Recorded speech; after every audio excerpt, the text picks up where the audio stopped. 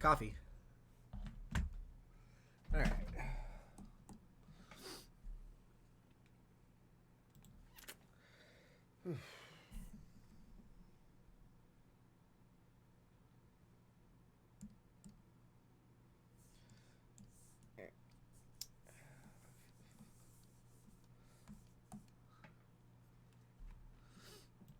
Hey, Rainbow Flower.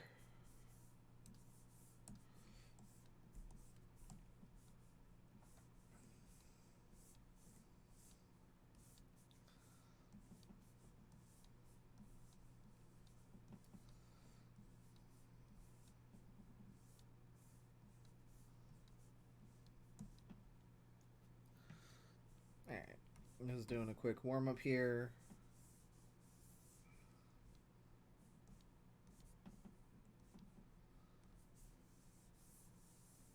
All right.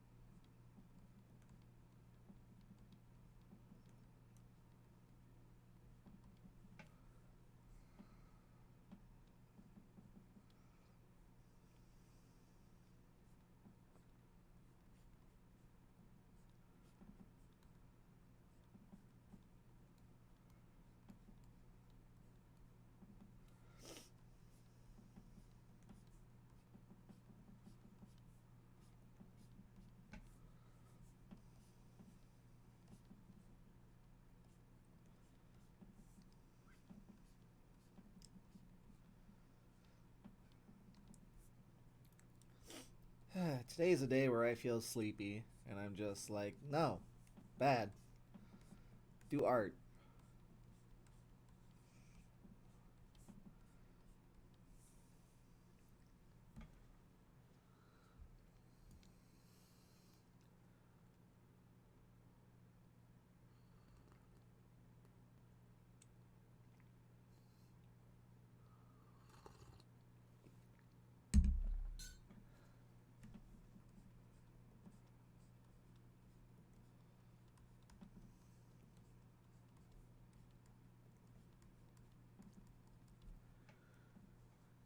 Hey, Arthur.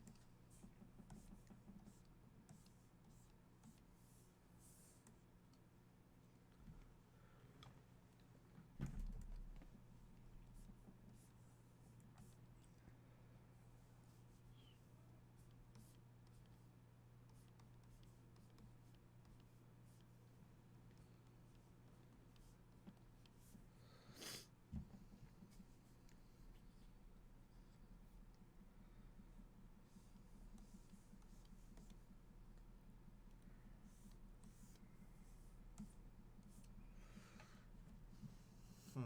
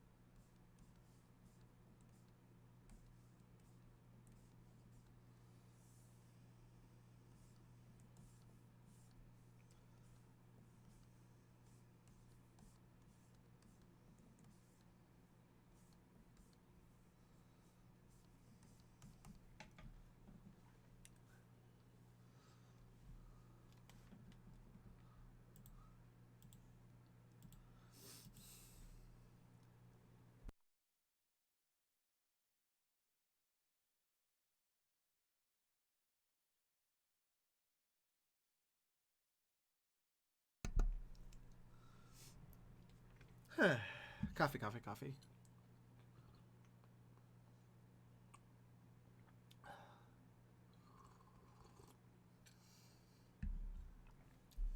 So how's everyone in chat today?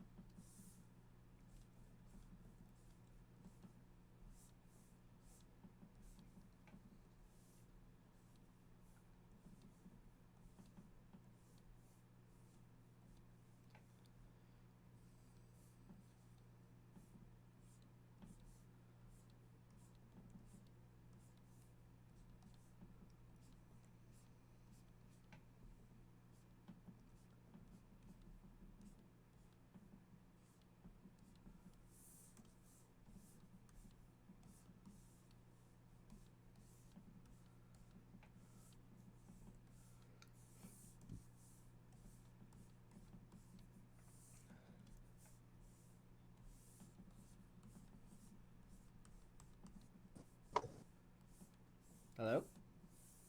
Heyo. Hey. How you doing, babe? I'm doing pretty well considering spring break. Spring break. Woo! Fuck yeah. I am so exhausted from being tired that it was the best time to be on spring break. Get that spring break. Get that spring break. Do it right. Gonna be doing a lot of cleaning. Probably. Also, that's good, Rainbow Flower. Playing anything fun?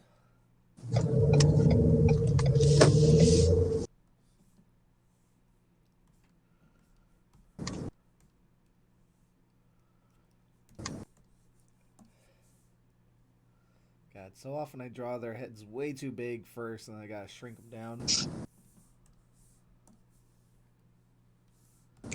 It's big brain time. Yes.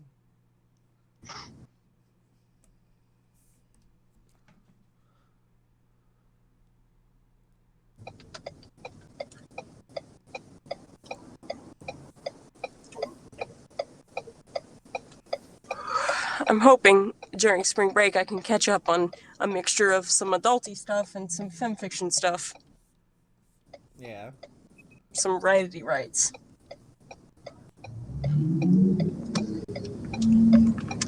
We shall see if that actually happens, though. Because it may not. Yeah.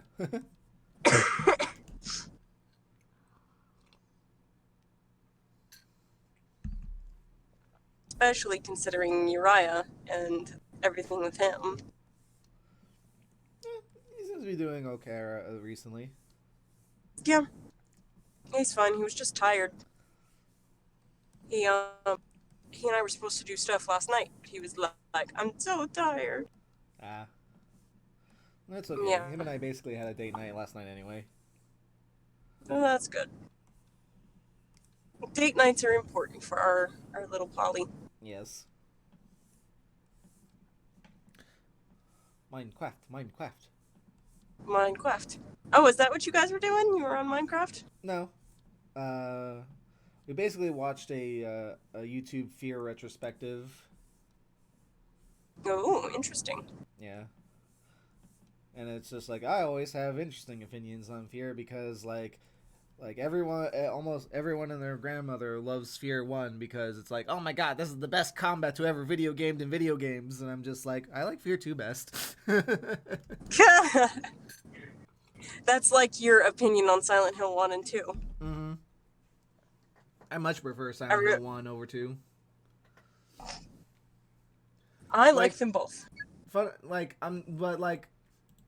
at the very least, unlike with Fear 1 versus Fear 2, I completely understand and actually agree with why everyone likes Silent Hill 2 more than Silent Hill 1. It's like, it's just the specific experience of Silent Hill 1 resonates with me more than Silent Hills 2 does. In that particular case, it's just a matter of what resonates with you personally on like the existential psychology end of it. Gotcha.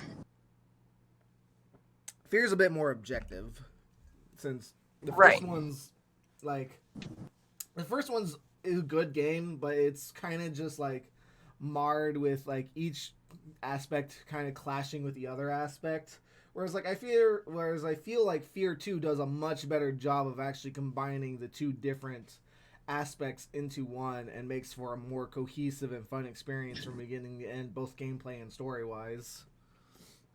I see.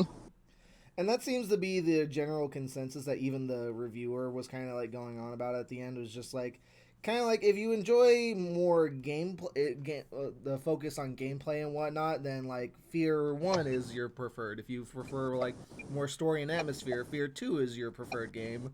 I was like, yeah, he's basically got a point there. Yeah.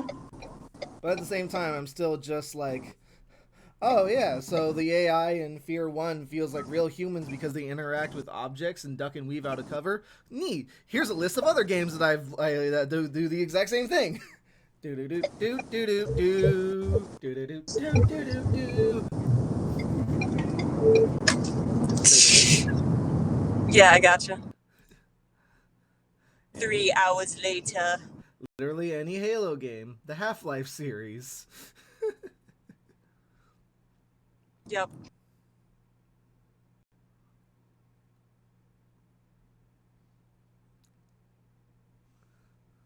Pretty sure some Persona fans feel that way too. Mm-hmm.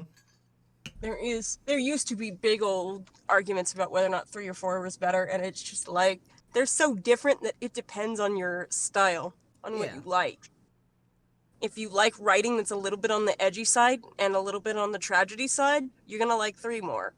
If you like, big statements about death, but if you just want wacky anime hijinks, then you want 4, kind of thing. Wacky anime hijinks. Basically. A murder mystery and wacky anime hijinks. Alright, gang, we've got a dead body on our hands, and the crook is a sick son of a bitch. Let's split up and look for clues. Basically, yeah. And I would have gotten away for him. I would have gotten away with it. God, I cannot speak. If it weren't for you meddling kids and your bear too. Teddy Ursa. Oh my god. I can barely believe it. Teddy was the bane of my existence for the longest time. Compared to 3, where it's just like, hello, yes, there's a dog who can fight. And he is just a good pupper. It's like, oh, that's a less annoying mascot. It's literally a dog who can summon Cerberus. Or Cerberus. Whatever. However you say it.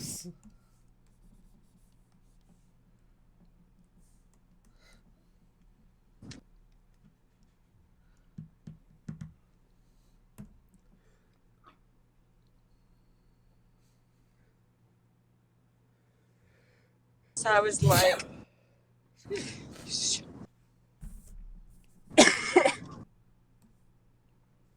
So all in all,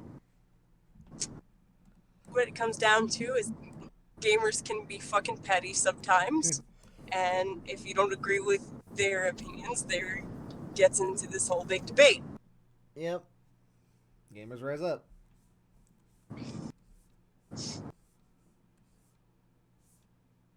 But Persona 3 is the best, and everyone else can fight me, except not, because 5 is actually better in a lot of ways, and still has the somewhat serious tone. Yeah. 3 is a tonal shift if you started with 4 and then went on to 5, or if you're going to 5 and then going back to 3, it'll still be darker than 5, but not as much of a tonal whiplash as 4. Right. For me, it's like I really, really adored the 4 anime. Like, it was... The 4 anime was so good. Yeah, the 4 anime was utterly fantastic. And then I started playing the game, and I was just like, this is too slow, and I'm kind of bored already, and I'm not having fun. Whereas I definitely didn't have that issue with 5. has a bad thing to it. It doesn't catch you right away. Yeah. Like 3, you go in and there's immediately like shit going on, and you're like, what the fuck? Yeah, 5 does a really good job of just kind of like alienating the player almost immediately, and also very immediately, every single adult in the entire game is a fucking asshole for no reason. And then you're just like, oh, they're actually good people, just they were being biased towards you. And I'm just like, they need to learn to cut their biases. This is making them really fucking shitty people. Yeah. No, the entire thing of 5 is adults suck. Why don't we just let the teenagers rule the world in some ways? Basically.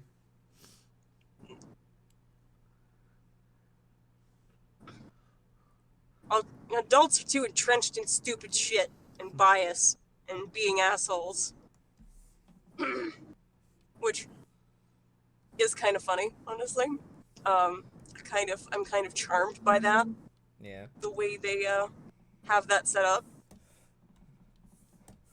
I still laugh at the villain being a politician who's just like, I can't let the public know anything bad about me, and I'm just like, ha. They'll vote for you anyway, dude. Don't worry about it. Yeah, that's the thing. Just be a moron, and you'll be fine. Yeah. Just be very loud. Apparently. The most realistic part was when he admitted to all of his crimes and apologized for them, and literally no one gave a shit. Yep. All the teens were just like, yes, he admitted to his crimes. Now everyone's gonna hate him. And everyone's just like, yeah, it's just a normal day. So appropriate.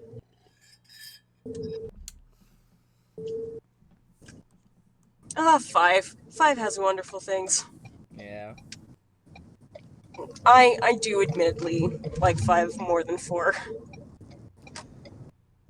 It's like, yeah, I basically condensed it down to I like the story of 4, my favorite of the 2, but I like the game of 5 the best. I still need to play 3 at some point to get a feel of where I find that on the spectrum, but so far 5 is my favorite. Just because. Well, all I gotta say is 3 is very not anime hijinks. It's very more serious anime. Oh yeah, I'm fine with that. I mean, like, it's a game about kids putting guns to their heads to summon monsters. Like, yeah, no, I'm expecting the themes. Like, the opening scene of 3.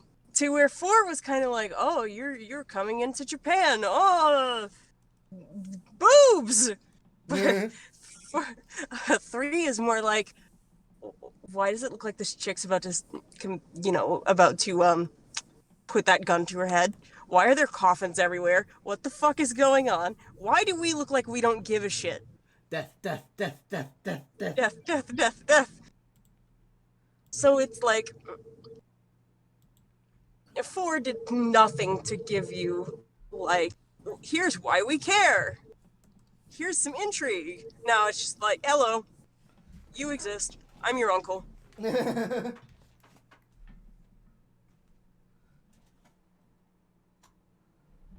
Gotta love the Persona Bortags having absentee parents. Yep. I mean, you don't care about minor spoilers, do you? Nah.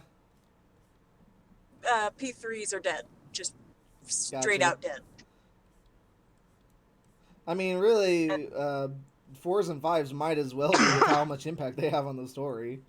I know. Literally, the only sounds thing... like 5s. Sounds like 5s are absolute assholes, and 4s just, like, I guess, understandably absent. They tried to go that route. Like, oh, yeah, well, it's expected. Yeah. But it's just like always weird when it's like at the end of the story, it's just like, hey, here's the new life and friends and family you built up. Now let's go leave them for a bit to go visit your family. And I'm just like, would I? Yeah. At the very least, Fives is just like, so you're gonna come back, right? And he's pretty much like, yeah, pretty much. I always got the impression in Five that like he was just going home to settle things with his parents, and then he was gonna come back. Yeah.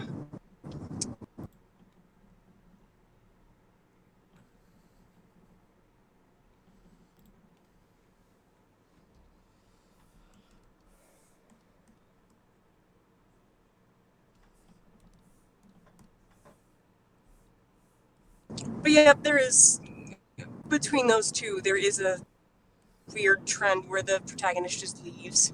Yeah. Like, bye! Bye. Let's make it all the audience sad!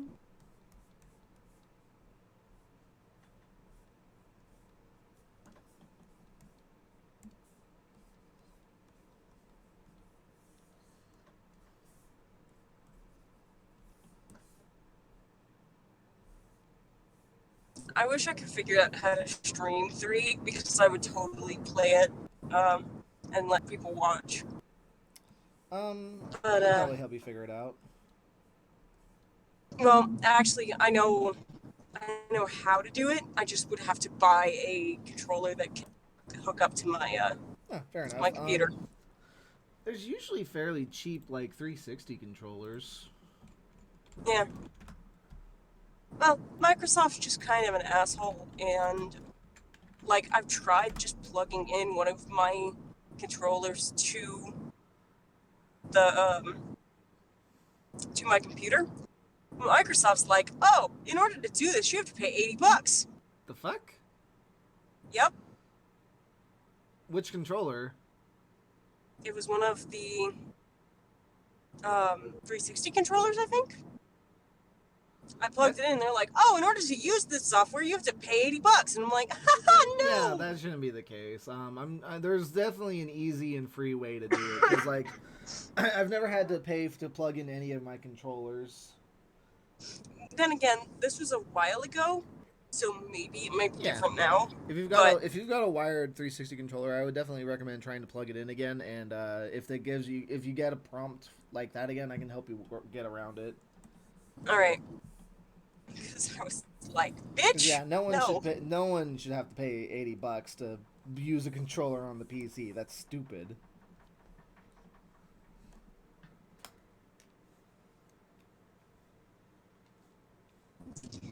Since they've put in the integration with Xbox Live and shit,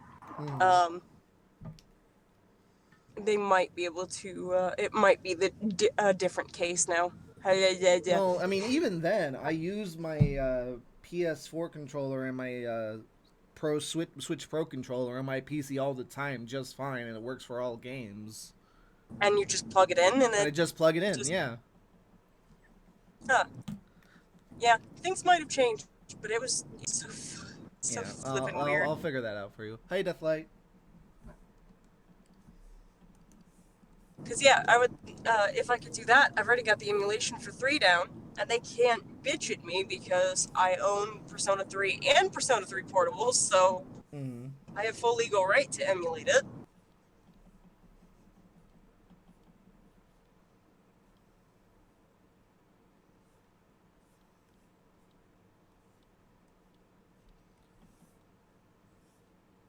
Oh, by the way, I wanted to give you a heads up.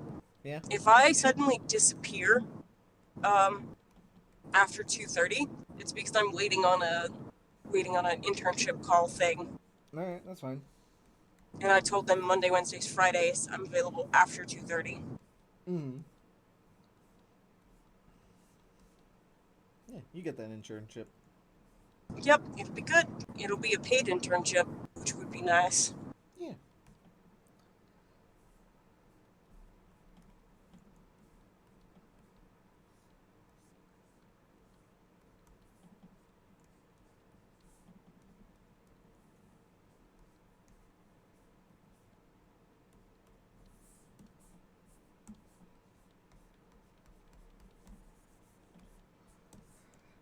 So, should I get Nuggies here, or should I get Nuggies when I get closer to the house?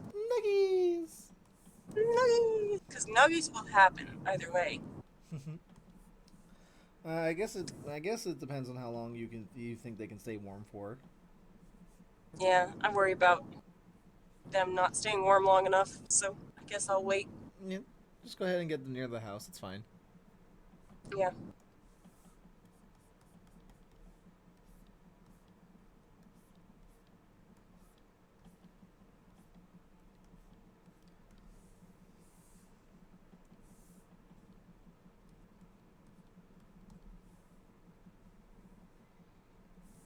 Oh.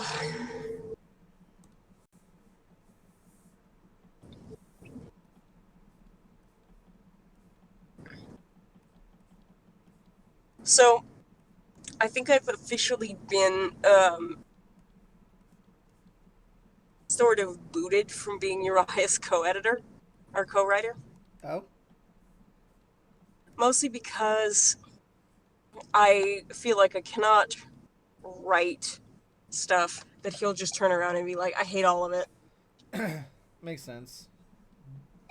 So now he's like, okay, we have to write, if we're gonna write it like physically when we're both there. You can't write ahead because the worst thing would be you do the entire chapter and I go, I hate all of it. Yeah. And he has final say. So I'm like, well, fuck.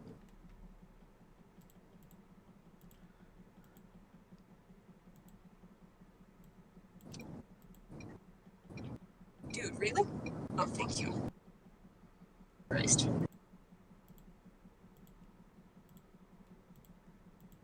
I was about to be put in a bad position. I'm okay.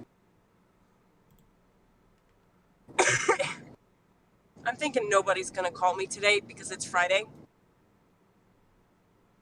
Hmm.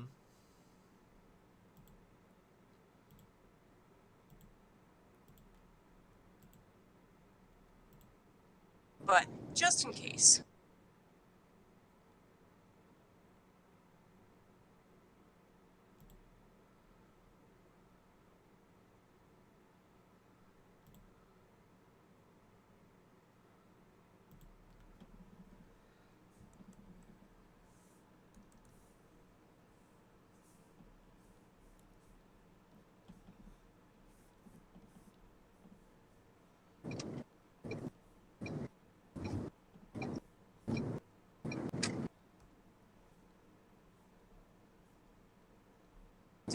Do.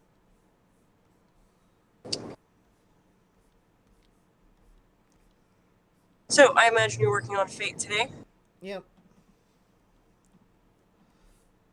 Definitely want to get the last 10 pages sketched so I can get to inking and coloring so that I can Ooh, get this 10 more. so I can get this out before the end of March and get things updated. And once I have all of them sketched and I can start inking and coloring, it'll be like, yay! Yay! I'll be able to keep myself caught up a lot easier. Makes sense? Because having the sketches ready makes it a lot easier to color them in faster in the future to all together. So like I can go from one page to the other without having to be like stop, draw all of it from the ground up, and I'll also be able to start scripting the next chapter out completely because I have most of the chapters in mind, sort of like all the key events playing out, but I don't have like what they're specifically saying and doing in those scenes until I actually start writing the script. Gotcha. Yeah, because chapter 5 is going to be big exposition chapter, basically. I see. Exposition. And then chapter 6... Sam, are you gonna do world building? Yes! Gasp. Chapter 5 is where the Sam. magic system gets explained. And how much MP you get per level. Ooh, nice. Sam, how dare you have a plot with world building in it? I know, I'm such a terrible writer. How dare you have conflict? That's actual conflict.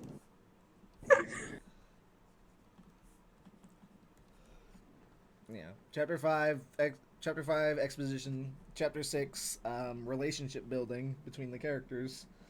Excellent. Then chapter 7 shit starts going down. Woo! Woo!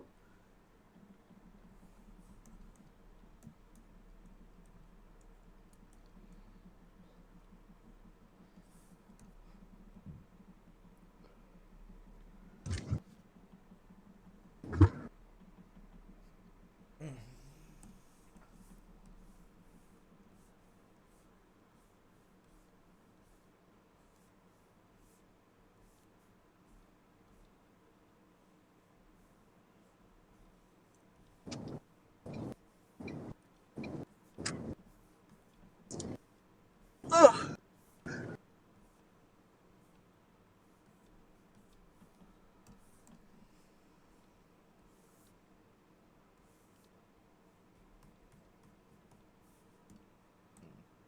I can never understand how people like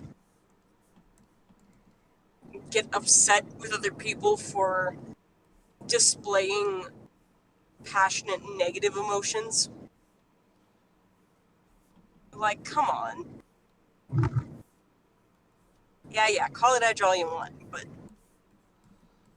it's there for a reason. It's less having the emotions and more what you do with them most of the time.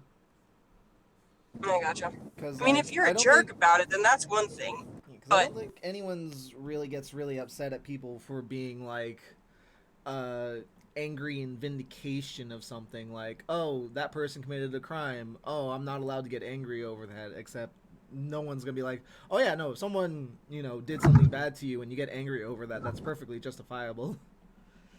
right, so It's you're not an usually asshole about it. exactly it's usually when something minor or insignificant happens and you get upset or angry out over that, and then everyone's just like, what's your problem? Yeah.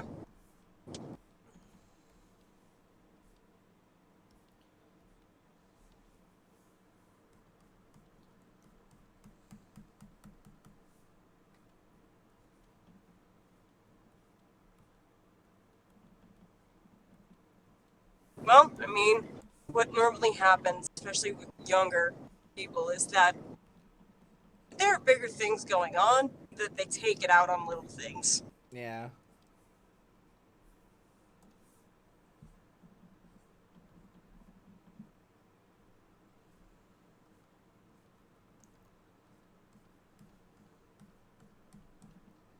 And it's hard when you're depressed not to do that too. Yeah. You know, there's I just am like, at the very least, when it comes to writing and art, like, let people express, let them be as edgy as they want. Yeah. As long I've always been of the mind that uh, as long as people are upfront about what their work is about, it's properly categorized in a way that the people who don't want to see it can easily filter it out, and it's behind several like it's properly rated like the TV rating system, and if it has graphic content of any kind that normal people would not want to see, there's a warning about that. Then I'm like, okay, fine, just keep, it's like I don't care what you write about as long as all of those measures have been taken and it's not being put in the hands of children easily. And as long as Because you don't push your vision on other people. yeah, and as long as you're not pushing that like, oh, this thing that's obviously inherently negative and damaging is a good thing and should happen in the real world as well. Like, you need to be able to have a clear distinction between fantasy and reality. Yep.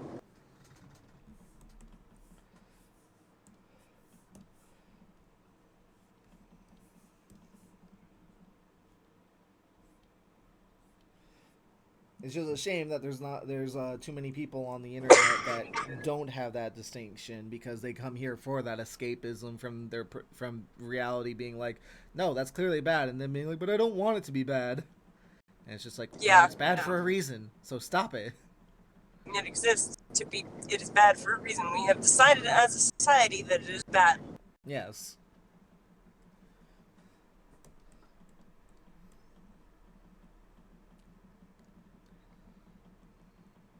And you learn very quickly in life that there's not one way to put a band-aid over whatever problem you have. There's a lot more nuance. Yep.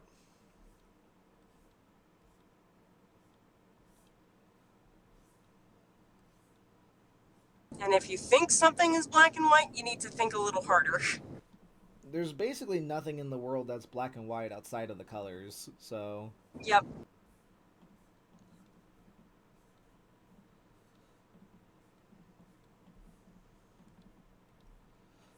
And like there are things that are very clearly more morally black and things that are clearly more morally white, but even with the things that's like, though this is clearly as morally black as you can get, it's just like there are still that 1 out of 800,000 times situation where like it's not as negative as you think it is. It's just you don't want to play those odds.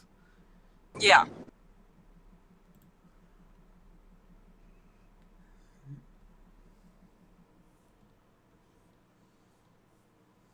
It is that sort of thing where Yeah.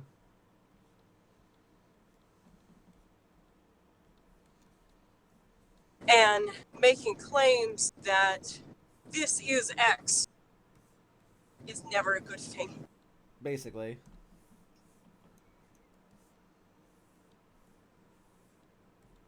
It's too overgeneralized at that point. Yep. You don't have everything you need to look at. Try again.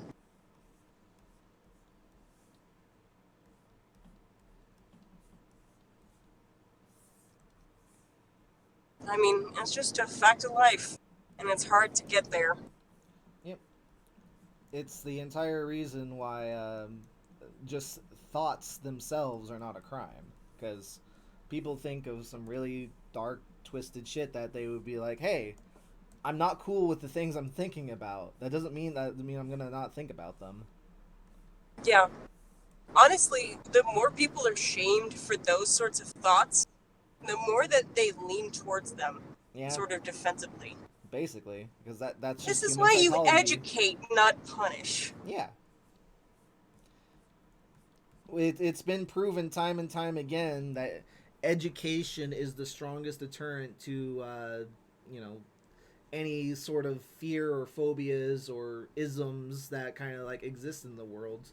The more you Yep. teach someone, the less likely they are to have prejudices and problems and be like, oh, I'm going to do the bad thing. Because they do the bad things out of ignorance. And when you Right. punish someone for that, they're just like, well, I don't want to be punished. Being punished is bad. I hate being punished, so I'm going to spite you out of it. Not only that, but they think that, oh, I'm a rebel. I'm different, and the man is coming after me for what I think. Yes. When in reality, it's, no, sweetheart, you're getting the punishment for doing the bad thing because it does X Yeah. to someone else. Literally. Yeah.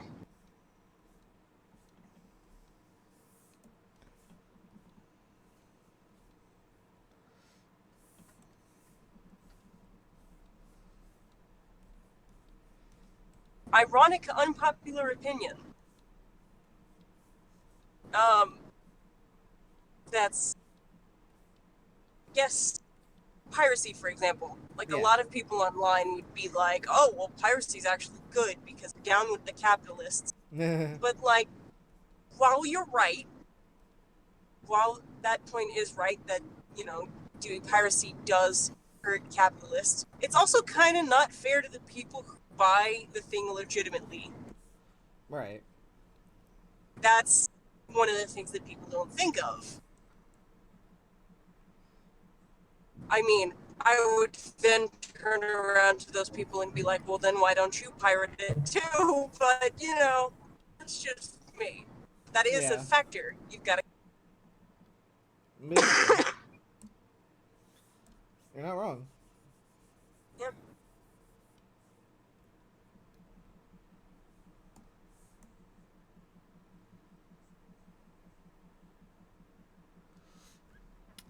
What's my favorite video game? Final Fantasy VI.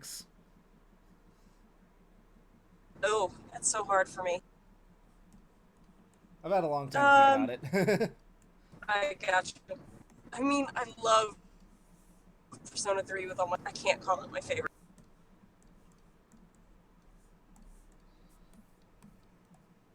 You know what? I'm gonna be a casual and probably say Stardew Valley is my favorite video game. Nothing wrong with that.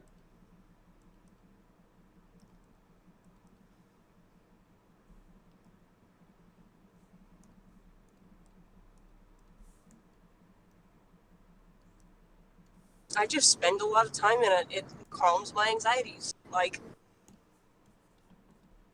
if that ain't a favorite, then what will be? Indeed.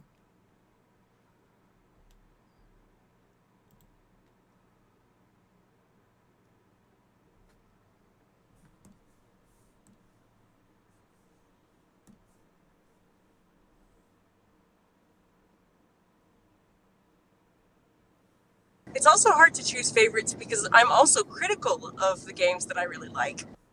Right. There's not a lot critically I can say about Stardew other than I understand some people don't like it, and also um, the content does eventually run out. I've just never It been doesn't. big on like slow farming simulators where that's kind of like the only thing you do. And like, Yeah, I get you. yeah, and like the other things in the game that you can do that I'm interested in aren't very fully fleshed out or just aren't it's not deep enough and deep and complex enough for my liking. Are you talking about the dating sim portion That's part of it. or the dungeons? Both, yeah, but yeah, the dungeons and dating are both things that are just kind of like almost kind of like half-assed. Yeah. Well, then again, that's most dating sims. Yeah. They don't just. They don't. Dating sims are normally pretty linear. And to be fair, Stardew Valley's based off of Harvest Moon, which had just as linear a dating sim. Look, it took me a long time to wait for someone to make the fucking date Robin mod, okay? Ah, Because I can't steal her I mean, normally. oh god, you and your cucking. Look, I'm very traditional. The first woman you meet in the video game is your love interest, okay? Oh, wait, so does that mean you in for Chie? No. No, well, again, I only watched the anime, but Oh, okay. Rise ended up being my favorite in the anime. Apparently, I have a thing for the Okay. Lover's Arcana. I'm not surprised.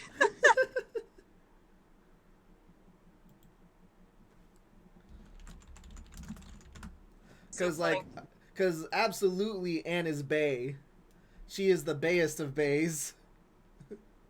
Yep, I'm not surprised. You might end up liking Yukari. We'll see. Mm. Of course, my personal favorite. I tend to like women who step on me. So you know. So Queen is absolutely Queen. Yeah. You know.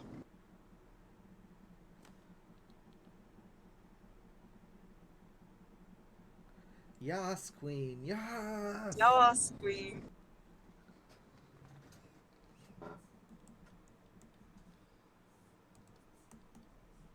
I also have a tendency of liking older women, which is weird. So That's not that weird. I say weird, but they would be like what?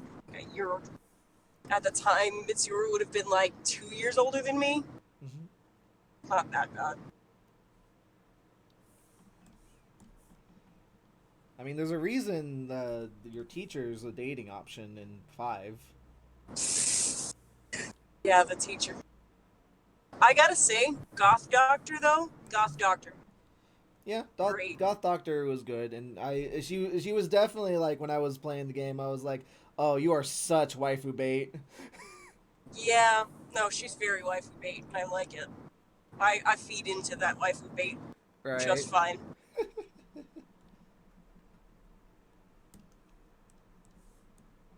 But anyone who likes the sexy nurse trope too will be okay with sexy doctor. Pretty much.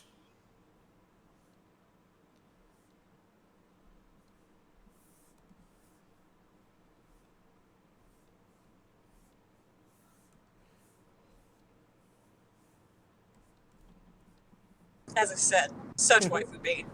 Yeah. Or as you said, excuse me. The dark, mysterious doctor who's willing to work under the table for you. Ooh, ooh.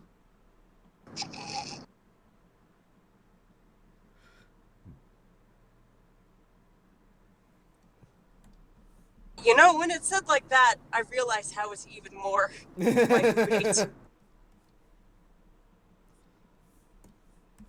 I mean, there's also a little bit of that appeal with the teacher as well, since she's like working a secret job that only you know about. That Yeah. also just happens to literally be a sex job, except you don't do any sex as the player. Yep. Because she's like, oh god, you're underage. And my student. This is all sorts of ethically wrong. The But I'm gonna do it anyway, because fuck it. yeah, the she actually had way more issues with him being her student than the age part, so. Yeah. And it's like, they're pretty blatant that, yeah, no, your teacher was basically whoring herself out before she started working for you. Yep.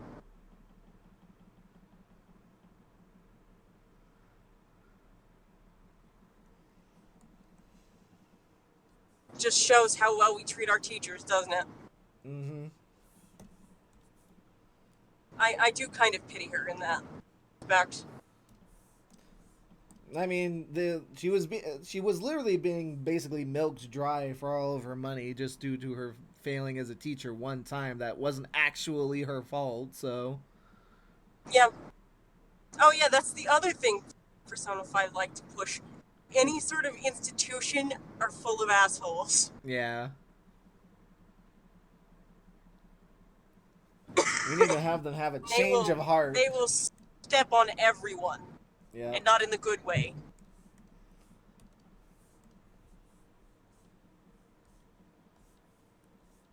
Not in the queen way.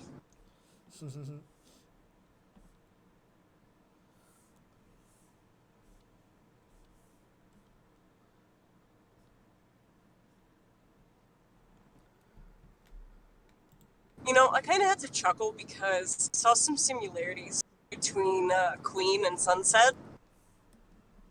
Like, that kind of that same, that's, like, their archetype of being, like,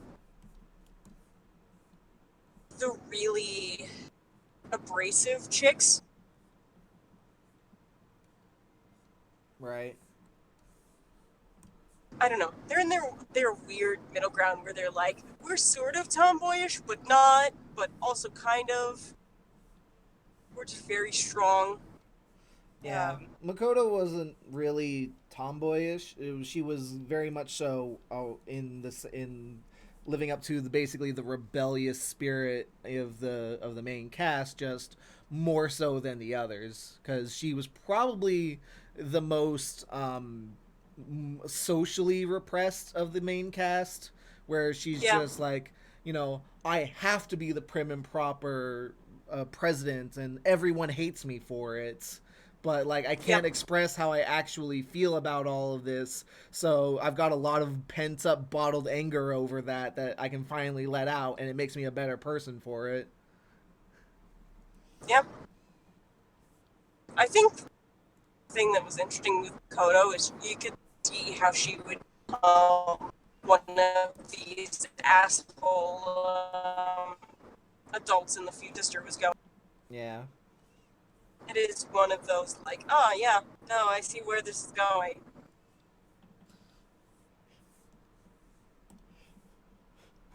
I do like the plot twist of just like, oh yeah, so by the way, we got, not only did we have your sister join us in our crusades, we also manipulated you into our whole scheme too. Yep. Hey, spell expert.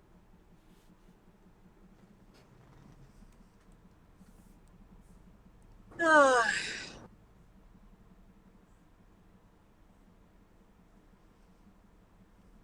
you know, damn it.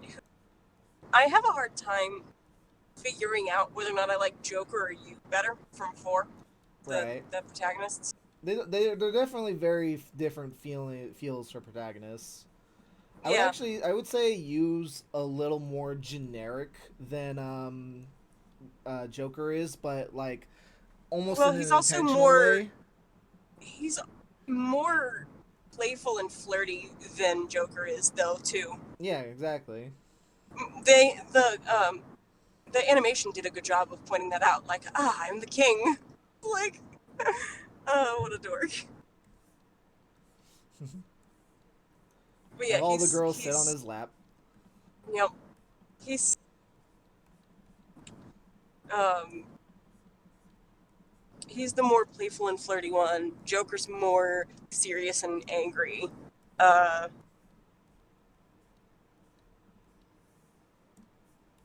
and obviously rebellious Yeah, but like rebellion was kind of the overall theme of the game. was the So theme. Yeah. And P3's character was basically just kind of an asshole and like emotionally repressed, which was also kind of the theme of 3 anyway. So, oh, spell expert. We're talking about Persona 4 and 5, and some of 3, and some of 3, but but mostly 5 and 4. yeah, mostly 5, some of 4, and only a little bit of 3 because I haven't played 3 yet. Yep, and it's one that I like, so I'm kind of filling everyone in a little bit without going too into the spoily. Yeah.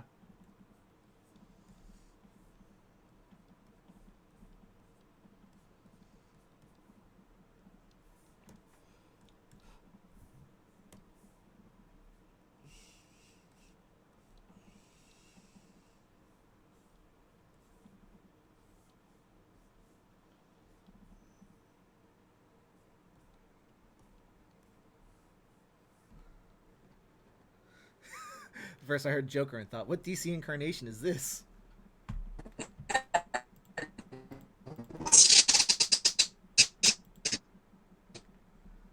Wrong. Do you understand?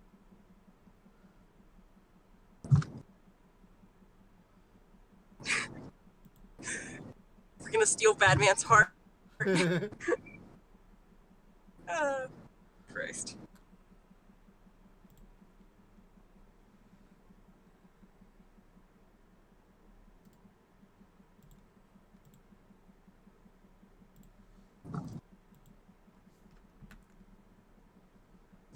I'm doing that thing where part of me wants to get food and the other part of me is like, no, but money. Mood. So.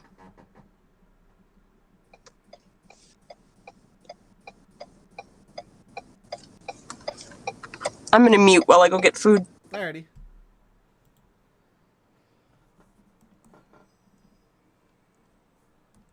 Wait, I keep drawing Noah's chin wrong.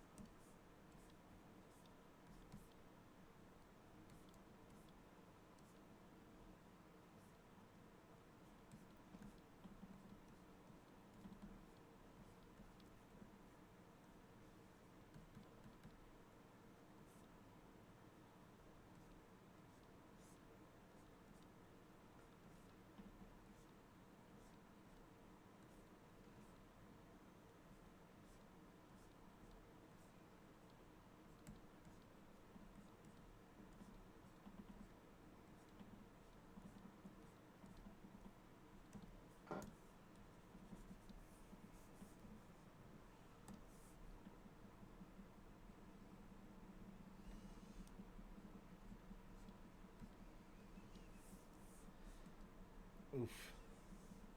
That scale does not work.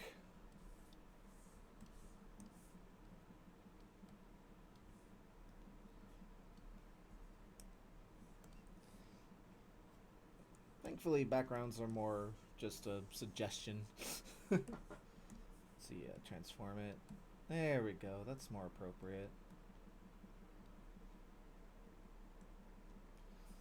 I'll definitely have to revisit this background.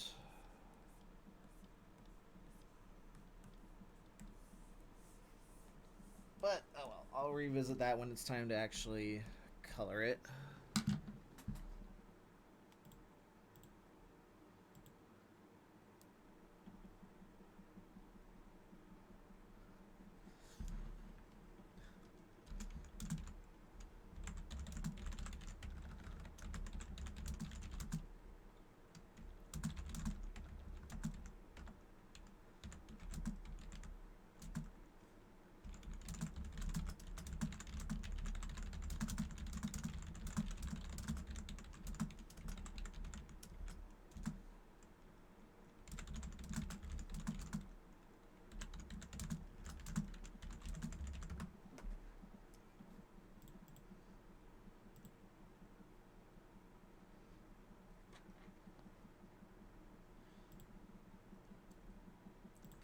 Just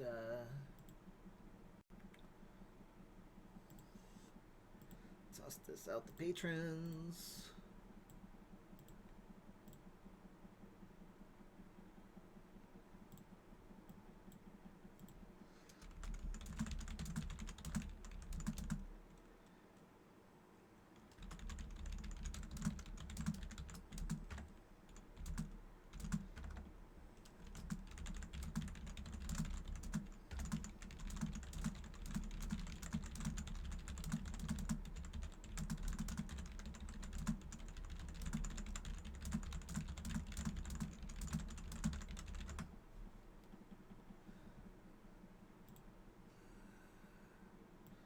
Toss that to Sunny. Open up Patreon.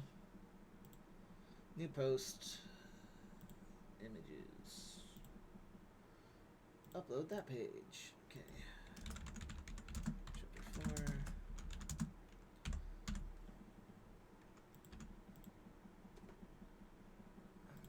And toss to Patreon.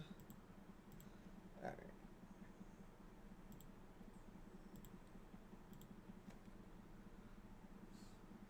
Food, money. Food, money. Starvation, financial security. Oh, mood. Well, boys, looks like we're eating ramen tonight.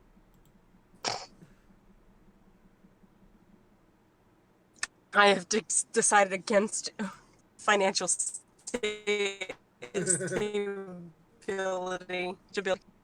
I probably shouldn't have gone to school today. I don't words right today, specifically.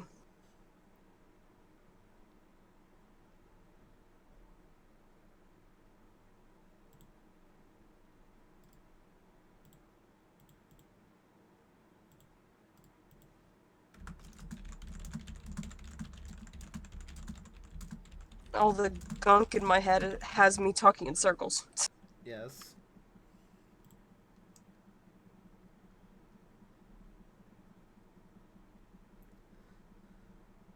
You know, since I actually haven't played P4, I should watch all the romance scenes for Rise on YouTube. Rise's so good.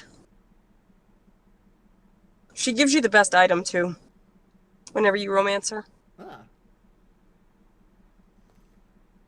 I don't remember what exactly it was, but I just remember it being like miles above anybody else's. I think it was an equipable charm that like made you. You were either resistant to like all kinds of elemental damage, or you had no status effects. One of those things. Either one of those would be really powerful. Yeah. And it's literally the only one in the game. You cannot get this item anywhere else except if you romance her. So I was like, ah, yes, best girl gives best item. Perfect.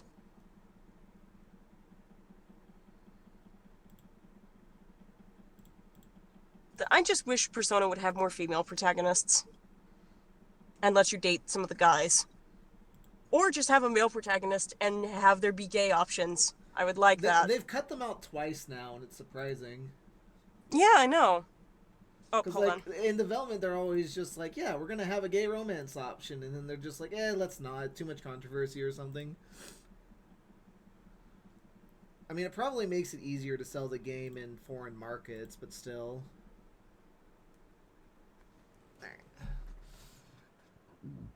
My apologies. I was waiting on my food and it came. That's So, fine. but yeah, you're right. It gets cut out almost every time. And it's like, why? Why do you do this?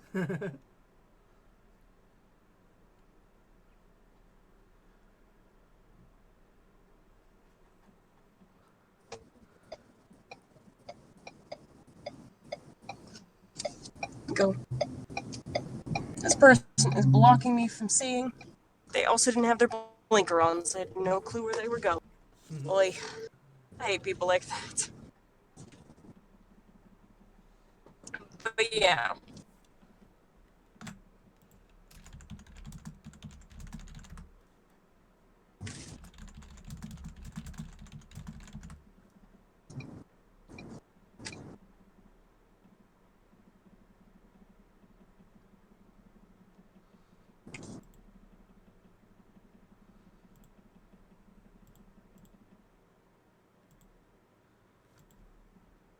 But yeah, they literally could just do the Pokemon thing of, are you a boy or are you a girl? Dude. Ah. Same with the female. Are you a boy Actually, or are you a girl? And then don't change the romance options. Yeah, basically. And just have everyone be open, unless they're already in a... No, unless they're already in a relationship. Unless you want to be that jerk.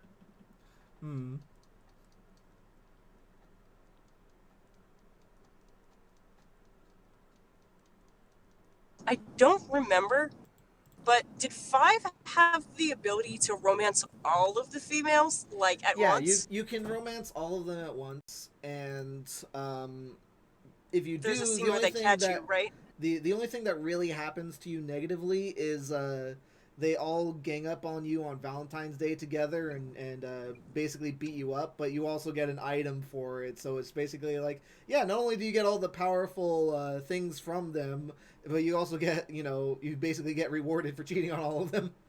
Joker, you asshole! Damn. I do not think you can romance everyone in 4, which is ironic, because I would think you would be the one who would have the option to romance everyone and then get his shit kicked in. Yeah, if I remember correctly, there's actually serious consequences for trying to romance more than one person in P4. Whereas, like, in P5, they just kind of shrug it off.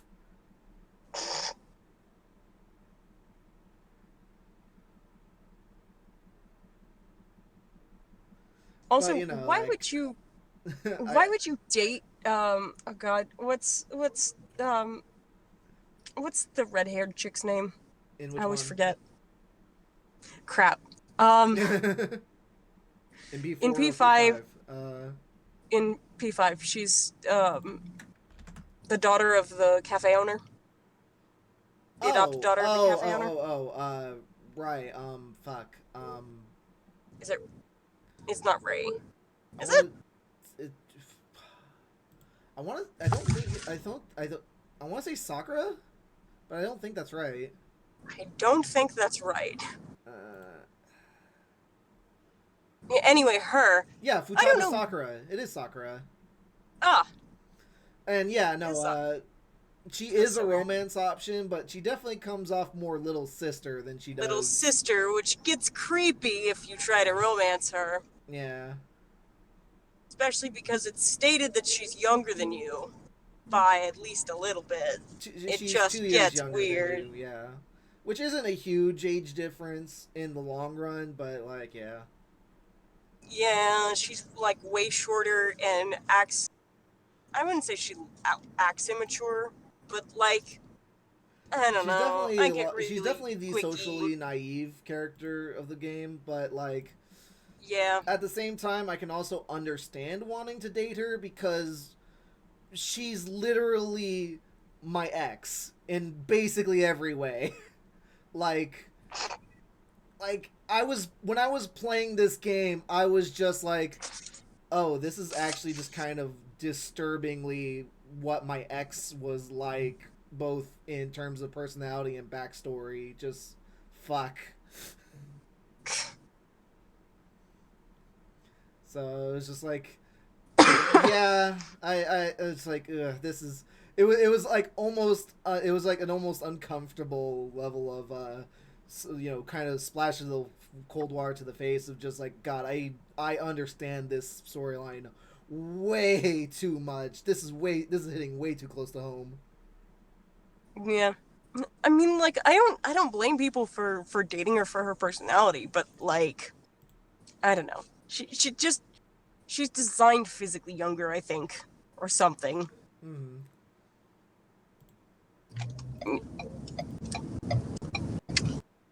And it just, considering Japan, Yeah. it makes me uncomfortable sometimes.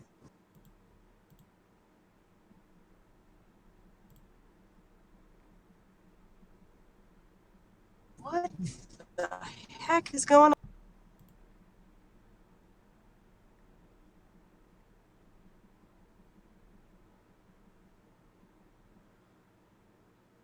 Oh, Futaba dyes her hair? Huh.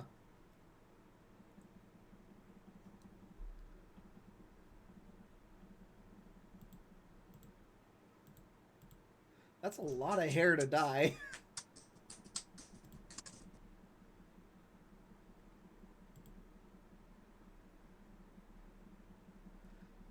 Did you know that I will be making My Little Pony Disney's Haunted Mansion?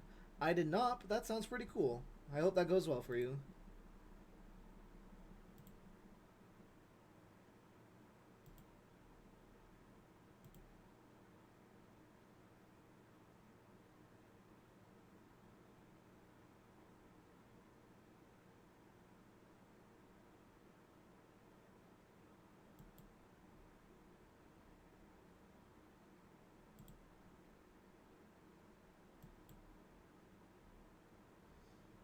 Okay. Less persona distractions. More drawing.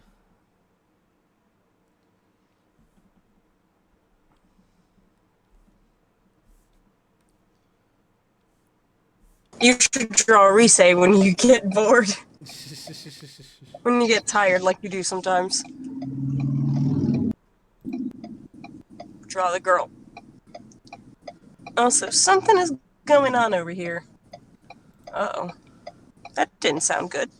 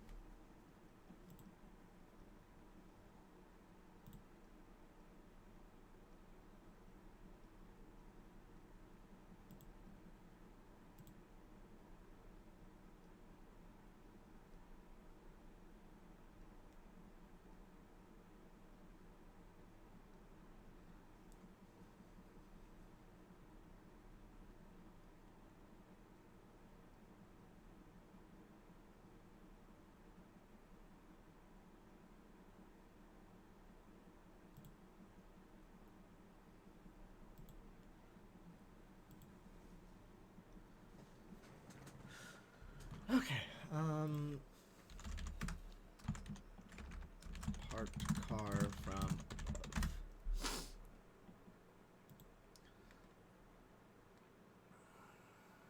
above. I mean, I don't need straight above. Reference pictures, reference pictures.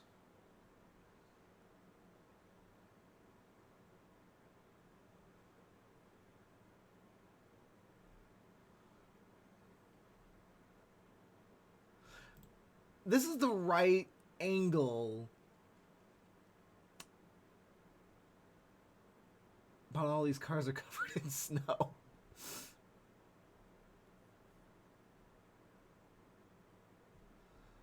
Nah, I'll use it as a starting point.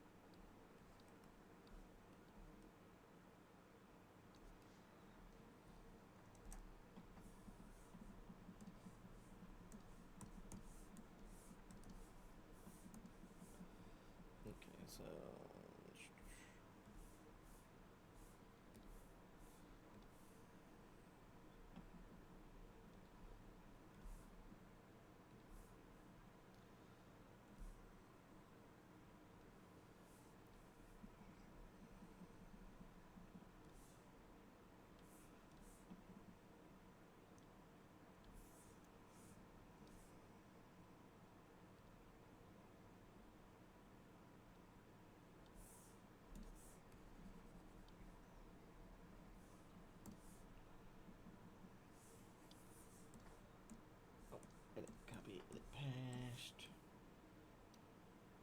Give enough space so that they are that's the correct angle.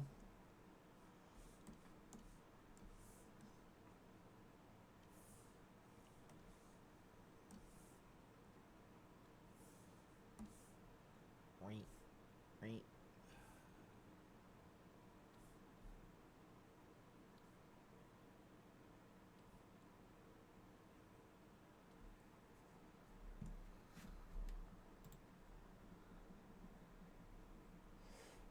Right.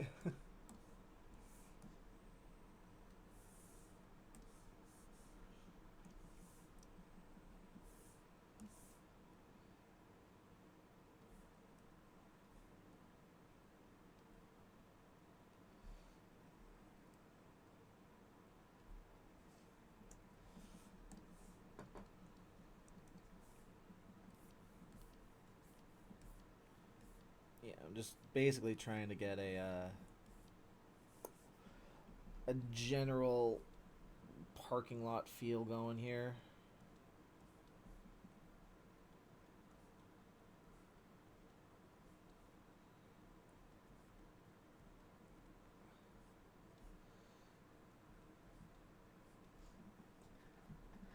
Boy, howdy, do I hate drawing cars. This is why you don't set your stories in the modern era, because then you don't have to draw cars. Ah.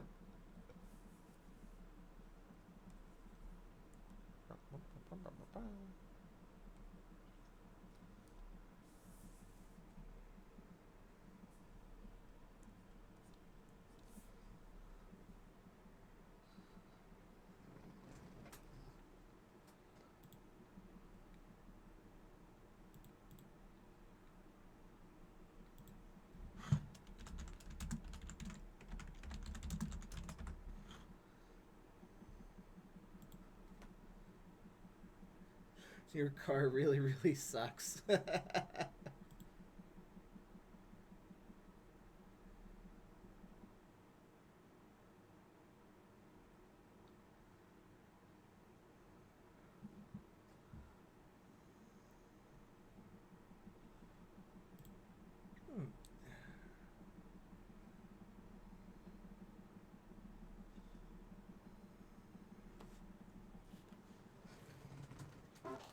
Okay.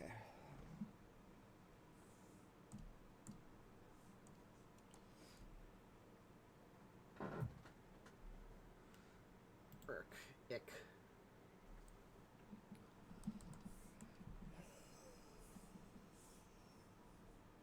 Okay, let's draw out the basic car shape here.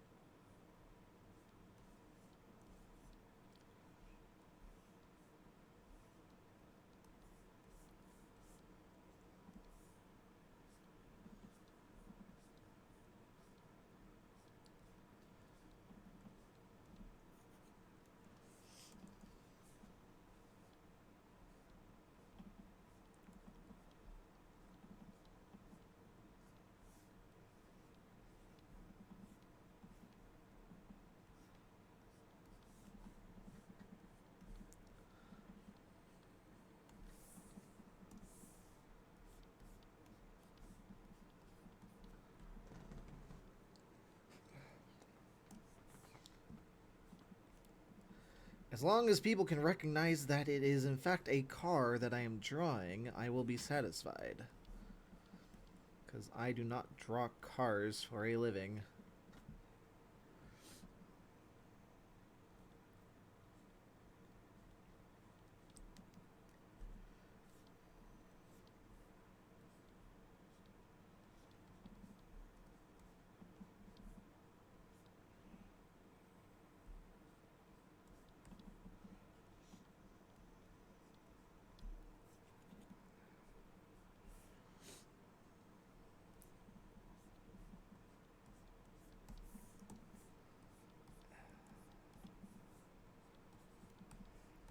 Oh, good lord.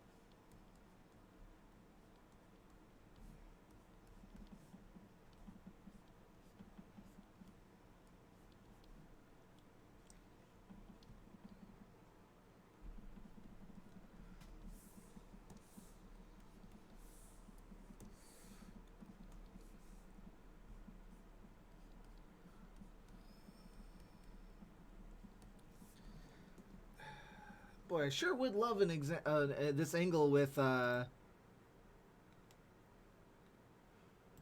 damn it. Sure would love this angle, but not covered in snow.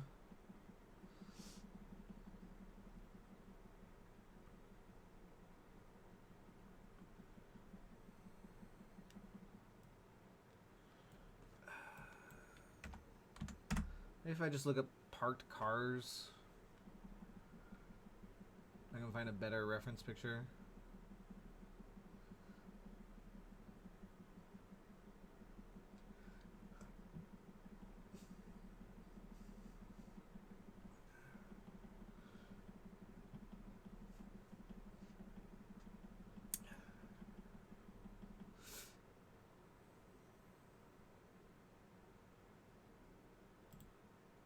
You know, that one's pretty close. Ooh, ooh, ooh, ooh, ooh. Yes. Yes, yes, yes, yes, yes, yes, yes. Okay, there we go. Now we're talking. There we go. Now that's a reference picture.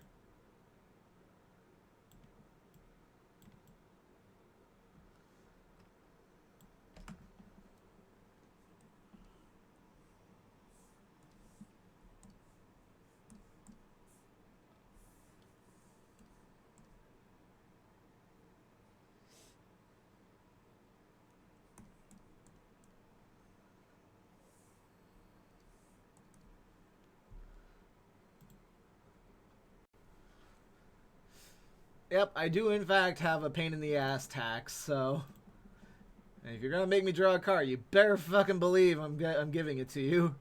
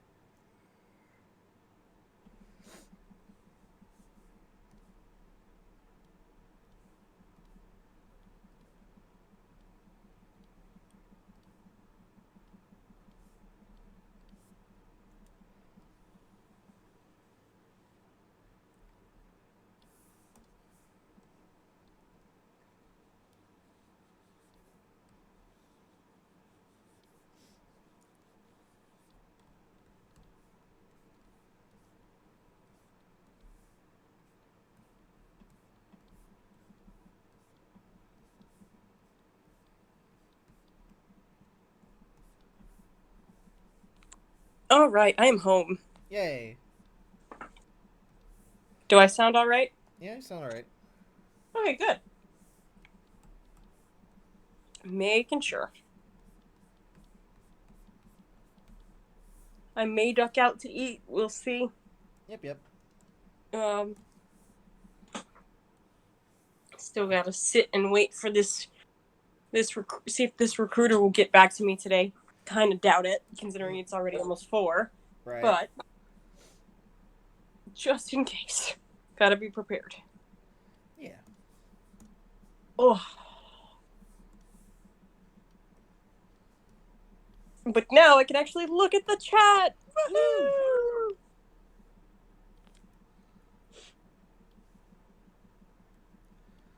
Hello, chat. I can actually talk to you now. This is actually already looking a lot better as a parking lot.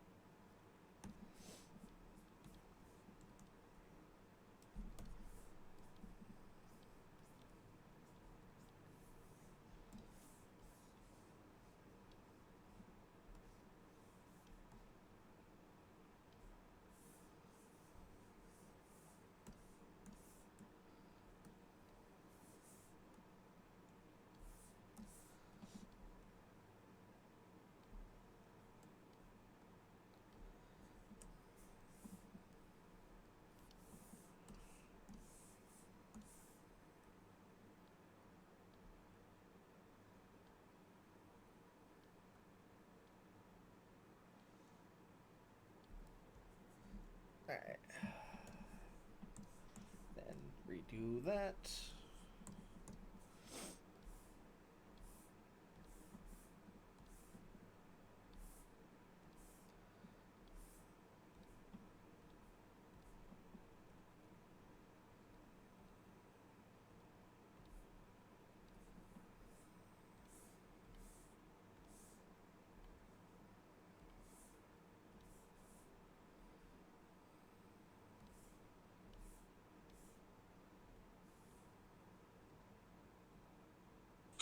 You know what? I think I will duck out and eat. Alrighty. It's gonna be loud and crunchy, so That's fine. I I don't mind you being loud and crunchy. Well, I mean, I imagine your audience wouldn't, but if you insist.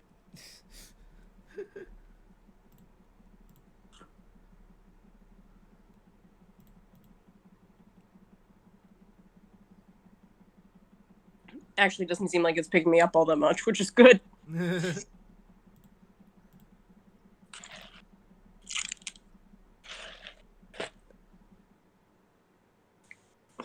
I got some fried green beans.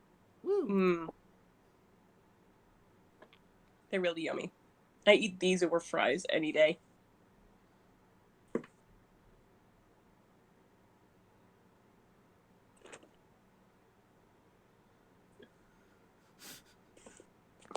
Oh boy, a game literally called Walking Simulator. Oh boy. The simulator and you walk. And the first few images of the trailer has the player absolutely just floating around in gravity and not walking at all. Oh, that's great. Wait a minute. Did Unisonus update today? I mean, yes, probably, but just wondering. Probably.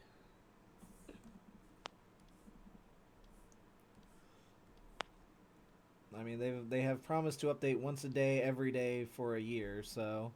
Yep. Yeah, they did, and they're dissecting owl pellets, and I'm not watching that while I'm eating. No, thank you. Ah, yes, I have dinner. Time to watch Unis Honest. We stick a camera up our orifices. Maybe I won't watch Unis Honest while I eat.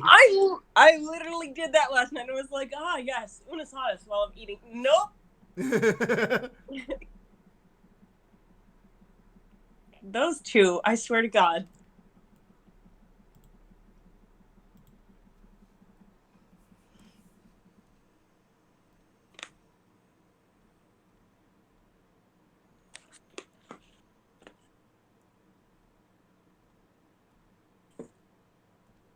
Yeah, sometimes it's hit and miss with them. Sometimes I can enjoy their content while I'm eating. Sometimes I cannot. Yeah. Every time they have a guest on the show as well, it's just like, boy, I hope this guest doesn't make me feel that awkward cringe of them not understanding Mark and Ethan's humor, because boy howdy do I not feel comfortable watching those videos. Yeah, those are really bad. I found that like one of the best guests actually was the psychologist lady. Yeah, Lemon. She was really solid. Yeah. Also, the hybrid fitness guy, he works really well with them. I agree. People are somewhat jokingly petitioning to make him the third member of Unisonus.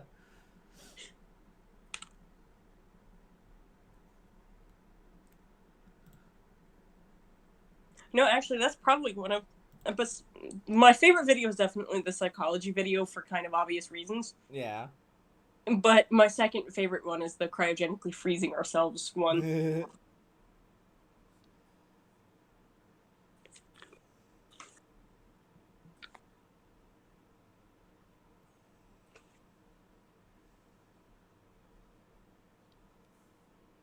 It is literally a treat, and I have not missed a video since, even if I don't watch it at my normal time.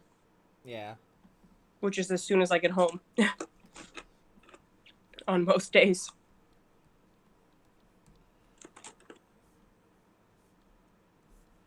Yeah, I usually wait till I have dinner to watch them. Yeah.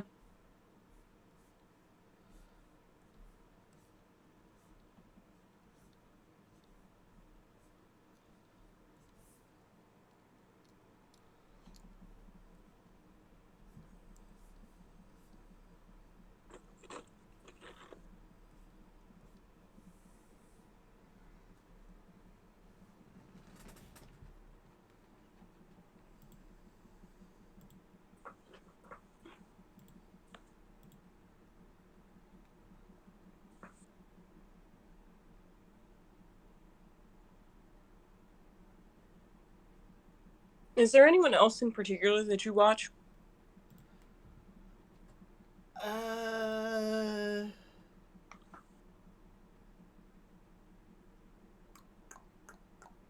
Like, I know you said you watch Jack on occasion, but not very often, not very frequently.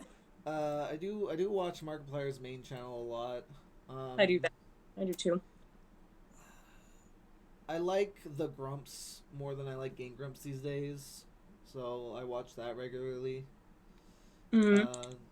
Link Kara from Atop the Fourth Wall, I watch that pretty regularly. Um, there's a Ryukar and DGR who are basically Mario Maker Let's Players who are really good at it. Nice. I really like it when Ryukar does like the Kaizo Mario hacks though. Those are probably my favorite. Ooh. God, the Kaizo days. Yeah. There's the Easy Allies content. Usually I'll watch the Easy Allies podcast even if I don't watch all of it.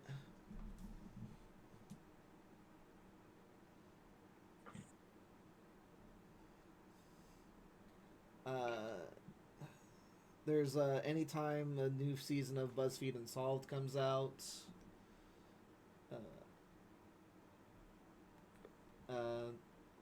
Got Nightmind. I've got Dad. Nightmind's so good. Yeah. Cat. I really like when Phelan uploads new videos.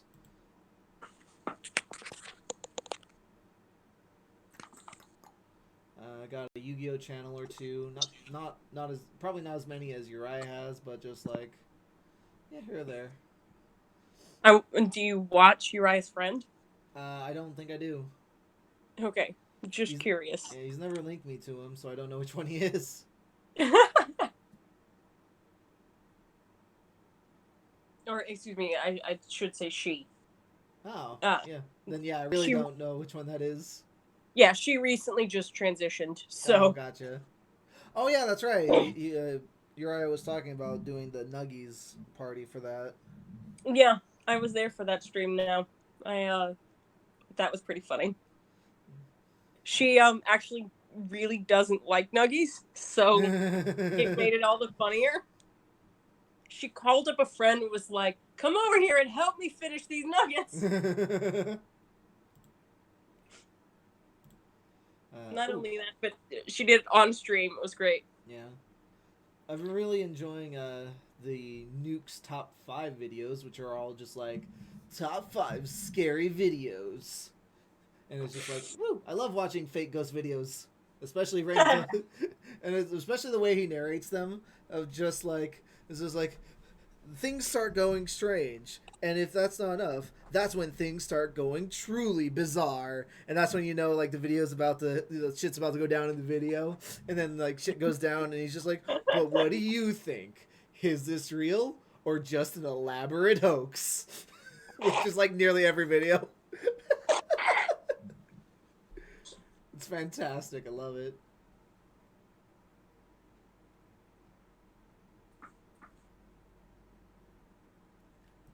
Ah, yes. I too love me my elaborate hoaxes. Elaborate hoaxes.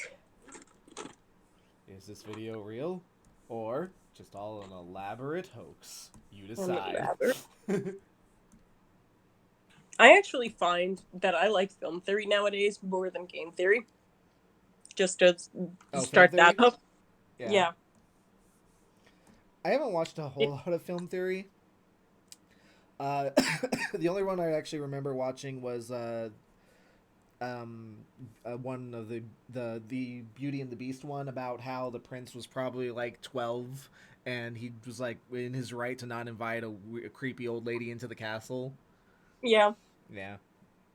And he got punished for literally no reason. Yeah.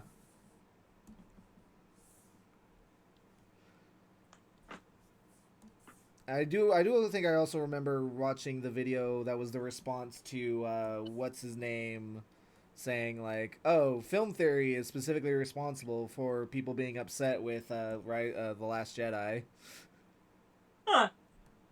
I don't remember that one, but that's pretty funny. Yeah.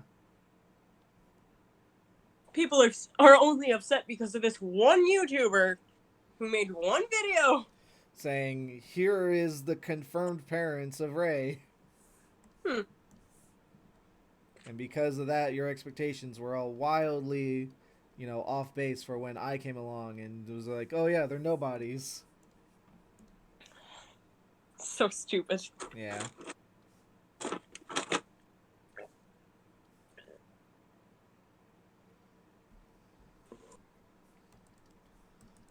I'm just gonna start sketching this car and then I'll fix it.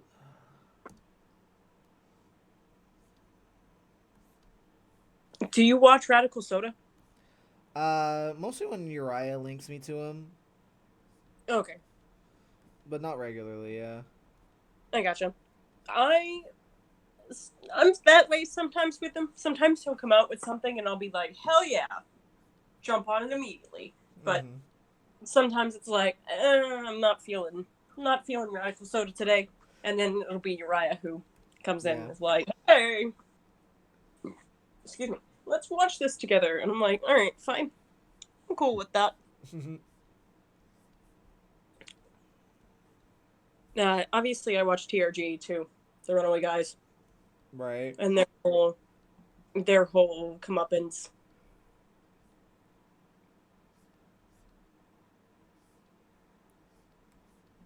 I'm just very thankful that Chad Conroy just has not changed at all since he started. Yeah. He's still super quality and still the same dork as usual that doesn't tend to have drama go on around him. Yeah.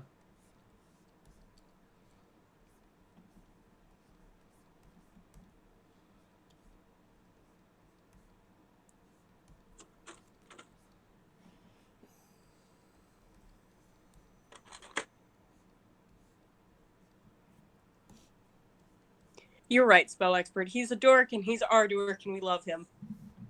And he doesn't get innuendos in the slightest, and it's the best thing. He thinks he does, and he doesn't.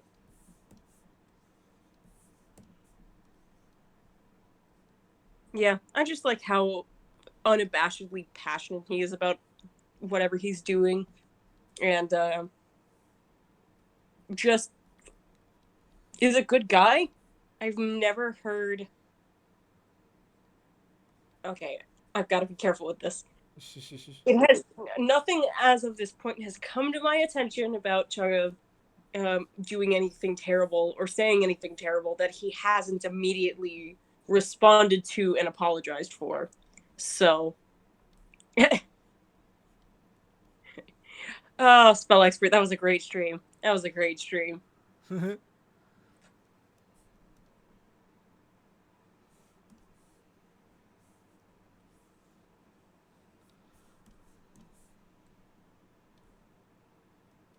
Actually, if there's someone that I constantly watch, it's probably Proton John. Just he's the only Twitch streamer that I follow at least fairly regularly.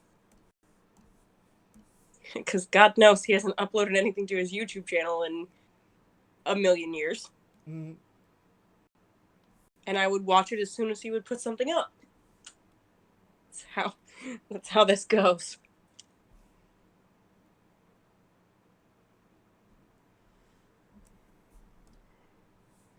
Hey, look! I put a car into a background. Hey, oh, you did it. The thing was done by you. It was. Oh. Sorry if you could hear the stream in the background.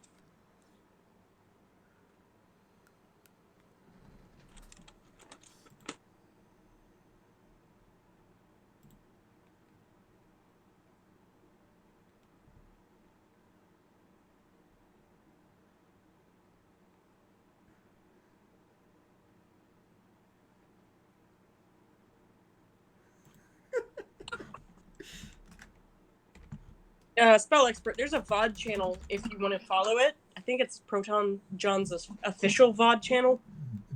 He posts all the streams there. It's fun being there, but I can't always catch him either. Dane just came to an important realization. Uh-oh. Dane's like, I realized something just now while I was leaving the gym. Jaeger means hunter in German.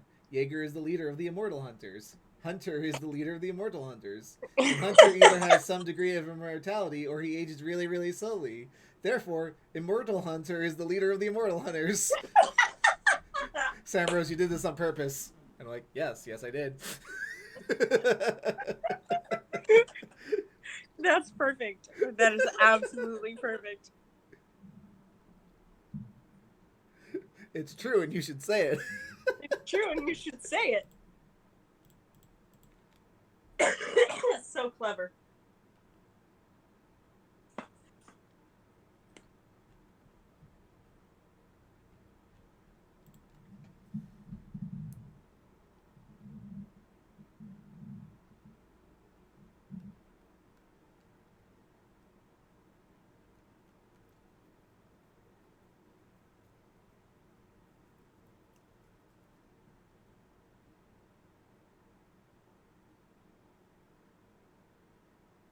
Also, there are so many characters named Hunter apparently now that I'm like, what? Yeah, I named my Sona Hunter long before I met any of you guys. So I know. I'm not saying. And then I don't know if Sriracha knew about Hunter when he made Hunter. probably not. And then I'm pretty sure Uriah didn't know about Hunter when he suggested Jaeger as the name. So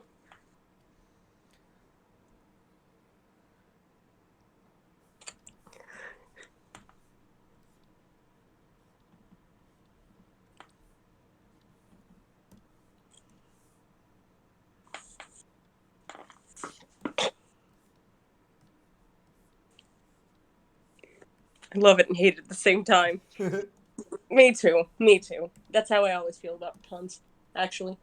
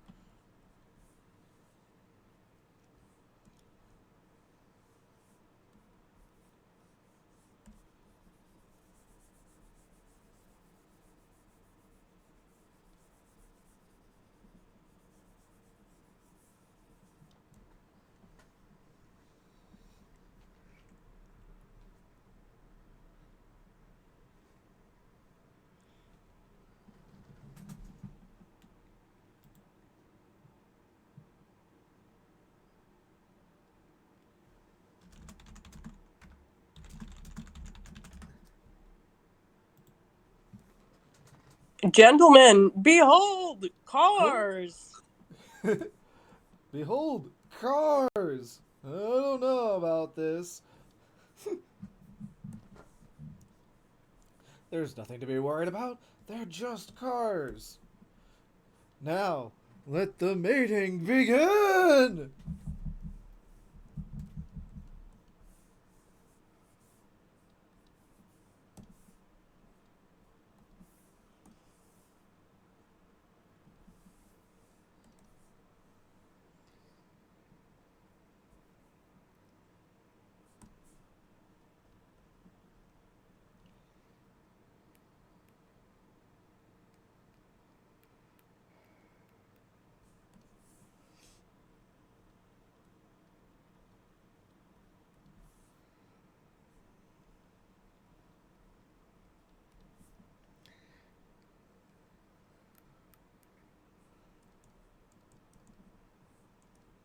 Like, I'm not good at making cars look different enough, so I'm trying here.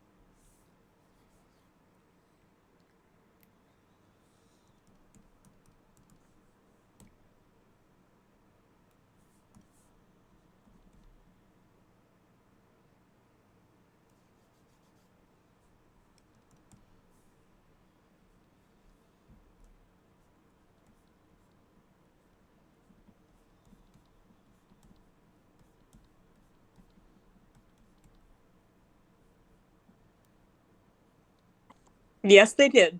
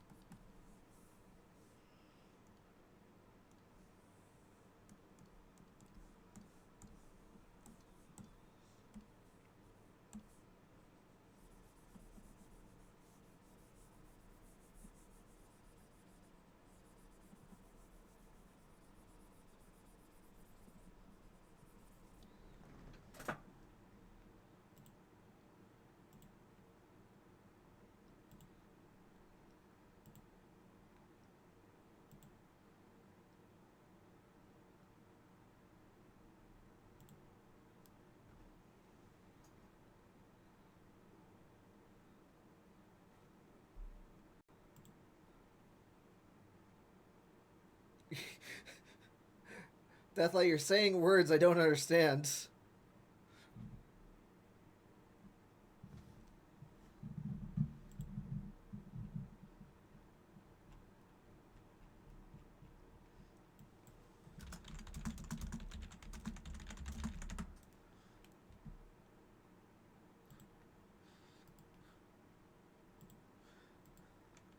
Here, this is my response.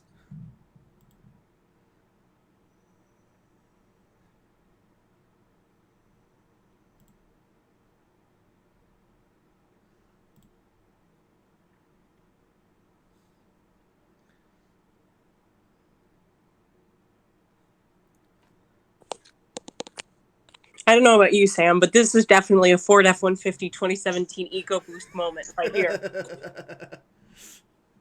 Absolutely. Uh-huh.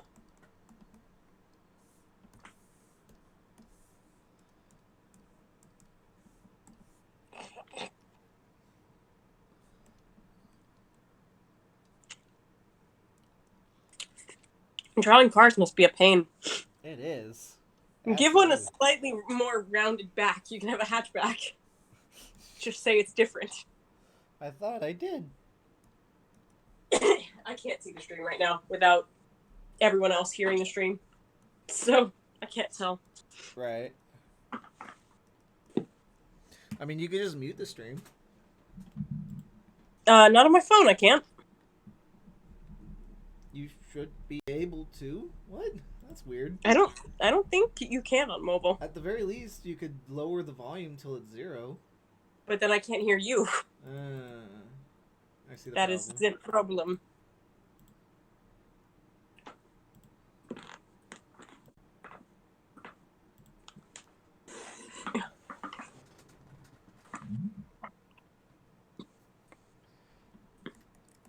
Listen, chances are I'm not putting in real cars outside of whatever the fuck shape this is, because, like, I can't guarantee. I don't even know what I don't even know, like, if the car I drew, the basic shape is a specific brand or not. I just drew it. I just found a reference picture. Okay.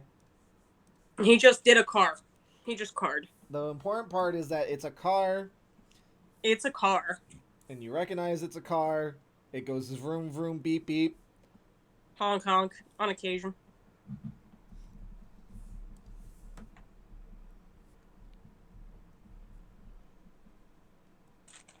I have a 4-door car. Der.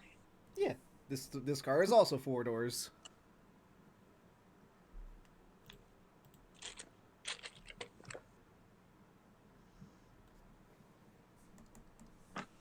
Me and my little Ford.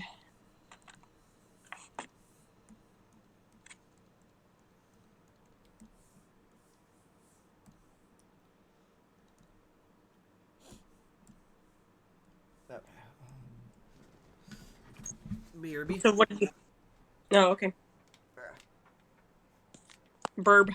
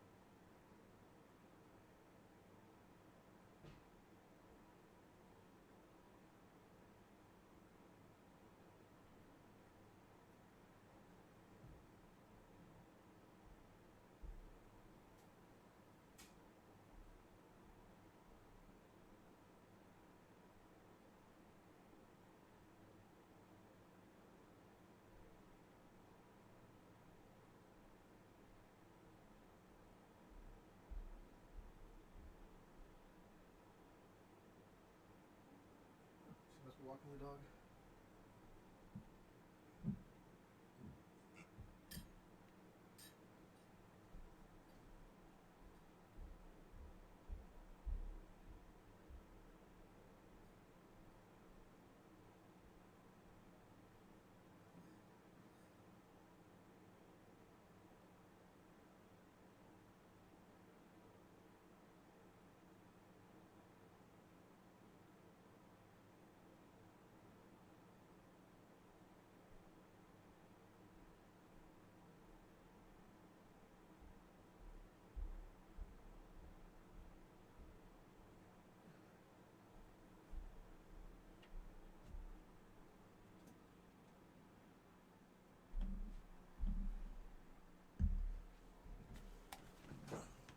I'm back.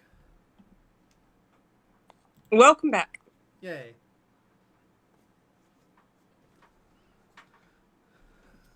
I think now that you're back. Hold on. Is that the sound of my father coming home from trance? No. Just my dog being stupid. That's beautiful.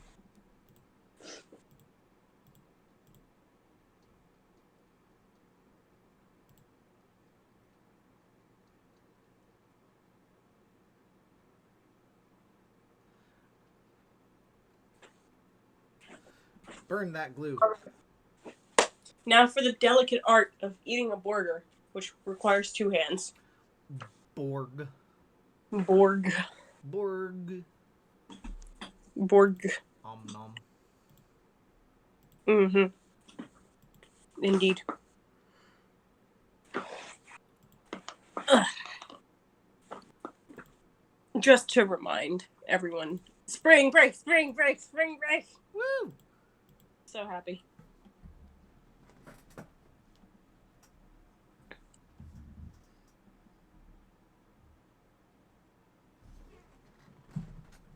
That was the sad meow of a kitty cat. Oh boy. Let me go. Meow, meow, meow, meow, meow, meow. Meow, meow, meow.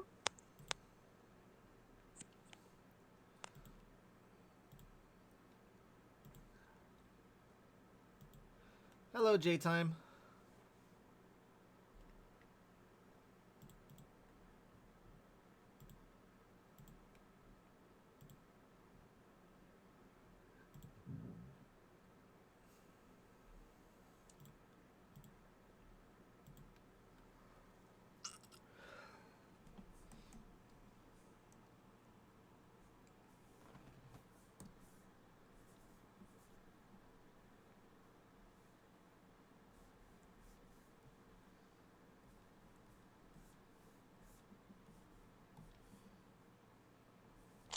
I did indeed hear a sad meow of a kitty cat.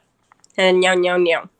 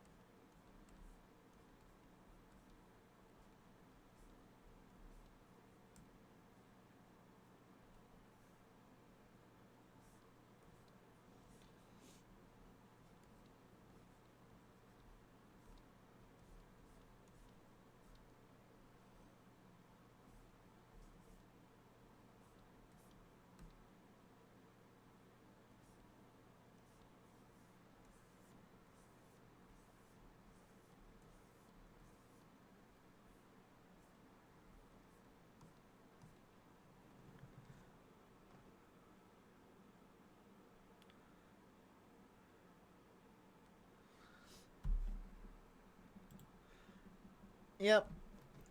Trying to doodle as many pages of Fate of the Lost Princess as I can, because I'm fairly close to being done with sketching the chapter, which means moving on to inking and coloring, and then getting it out for the end of March.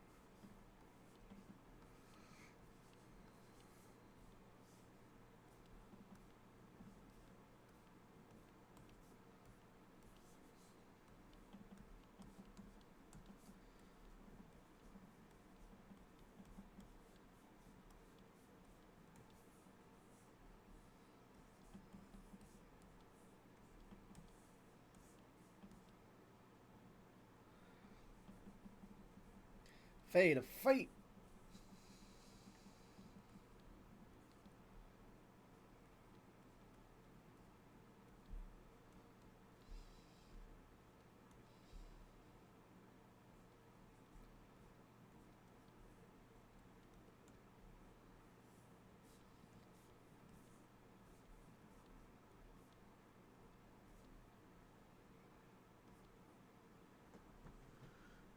Oh, thank you.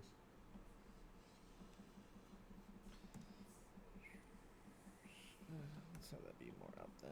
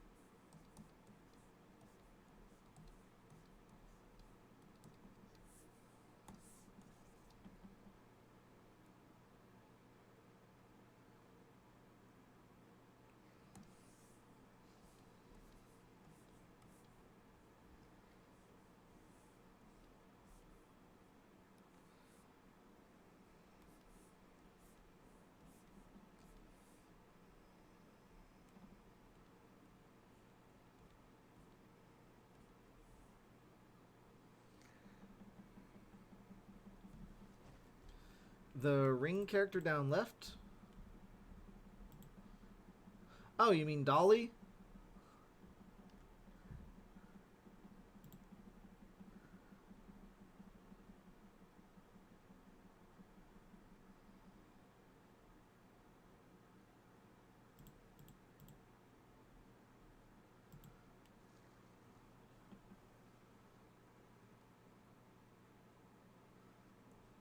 At the very least, on screen, like on screen in the in the top right, there's Scootaloo flying. In the bottom right, there's Dolly holding the knife. Window Dolly sees all. But like right now, I'm mostly just outlining where everyone is, and all the characters are on screen. I need to reference the apartment Noah lives in because I drew it before. Come here.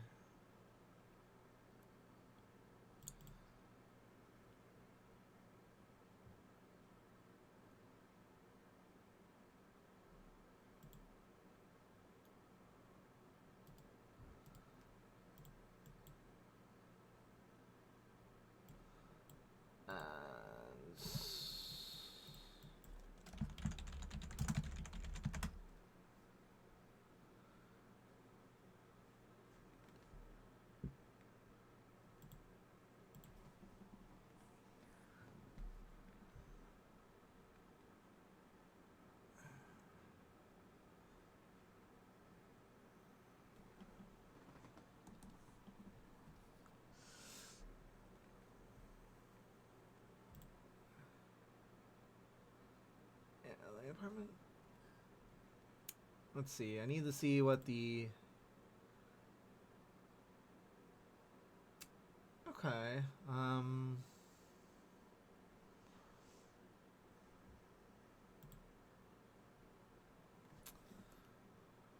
I probably should have thought about this more when I first drew the apartment, but it's fine.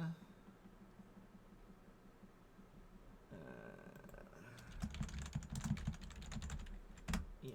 What's going on? I'm just looking up more reference pictures for the general parking lot area. Ah, I gotcha.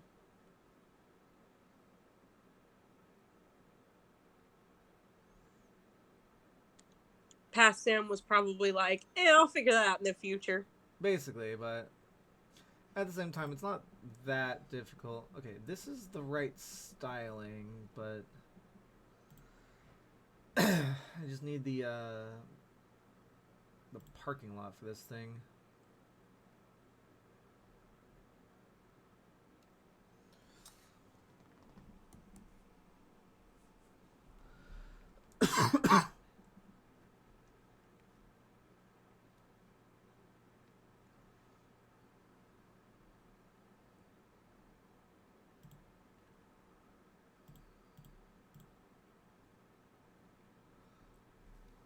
Alright, I guess I'll just use this one as a reference then.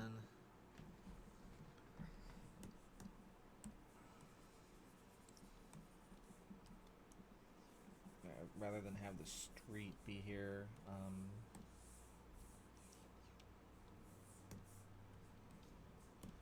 just have it come to an end.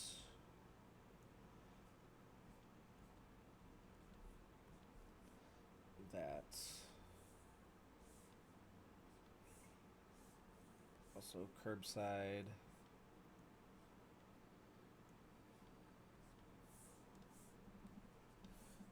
And then I'll just put a fence here. I think that'll be best. Probably just put some bushes over here as well.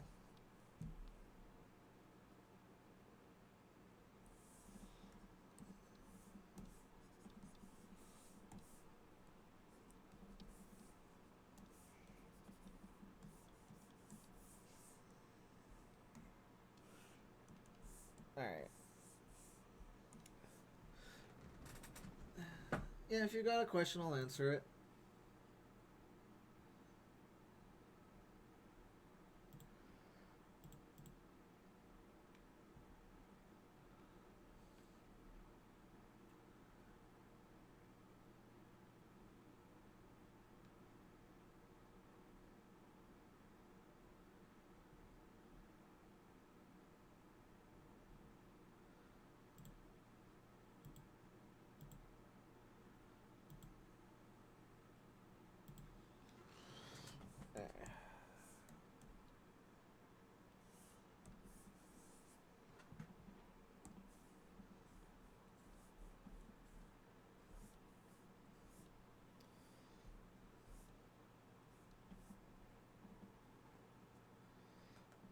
Writing experience?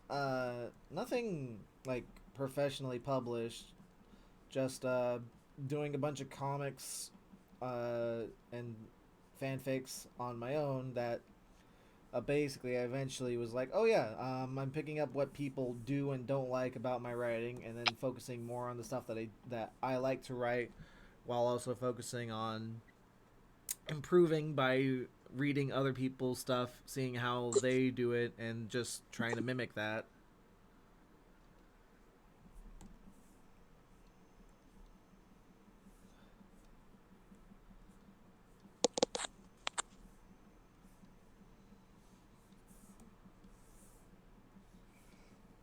A lot of writing does just kind of tend to come down to what type of writing do you like seeing and or reading yourself, and then trying to mimic that with your own unique storylines.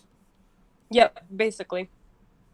It's basically the same thing with art too. What kind of art do you like seeing? Okay, now try and mimic that, and then just keep doing it till you get it. Basically, yeah. With writing, it's also the sense of if you can't find the book that you want to read, write it yourself. Yeah. That kind of thing. And it's also okay to write stories that are kind of like the same genre and derivative of each other, because your audience almost always wants to read more of a said genre and isn't always necessarily looking for something unique and interesting. Yeah. There was a post on Tumblr, and I'm sure you saw it. Yeah. So, that was like, me as a writer, oh, I have to be so interesting because I'm a writer and I have to make it new, otherwise everyone will hate me. Me as a reader reads one fic. Oh man, I'd like 10 more of these because it was so interesting. Give me all of them. And I heavily, that was a big mood. I'll just say that. Yeah. I was like, that's why there's so many anonymous fics. Yep. Because it's all that same sort of edge of like, I imagine the demographic on anonymous fics are people that have been through bullying in some way, shape, or form. Yeah. And reliving that experience helps them cope a little. Probably. Especially with a relatable character like Sunset. Yeah. Who everyone is just kind of latched on to.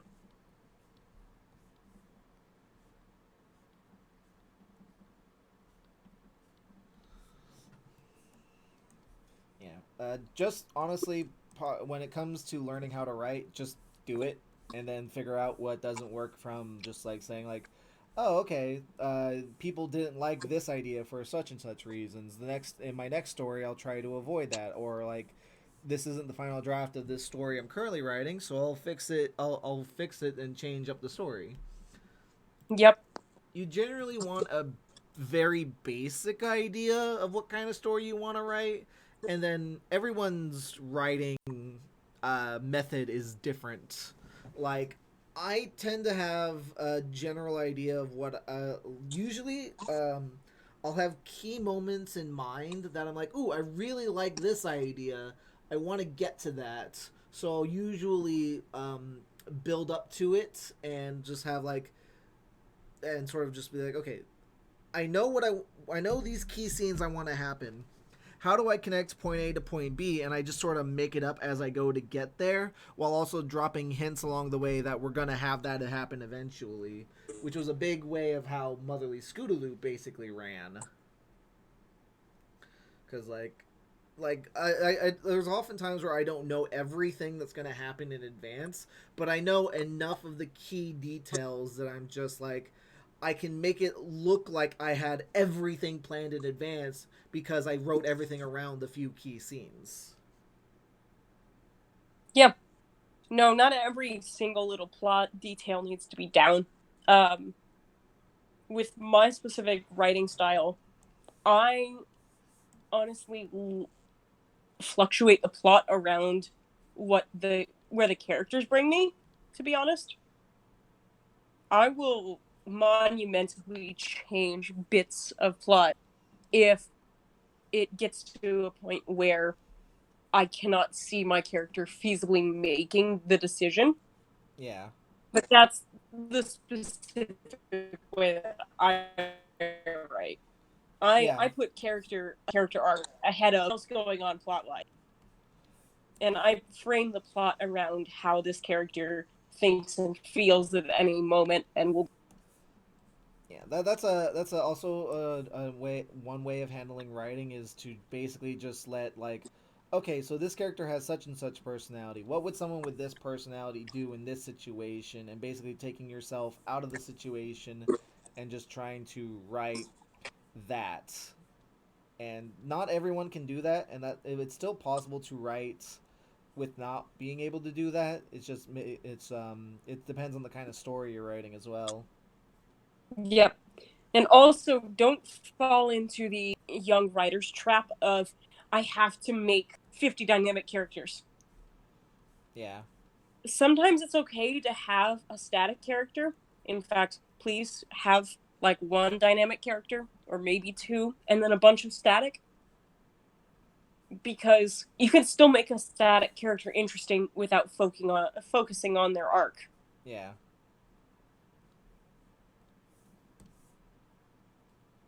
And a lot of young writers are like, oh, characters having story arcs means that they're a good character, right? Not in order to get one good character, one good dynamic character, you have to spend a lot of narrative time focusing on how that person feels and thinks. And you cannot do that with every single character in your book or comic or whatever you're writing it for. Yep.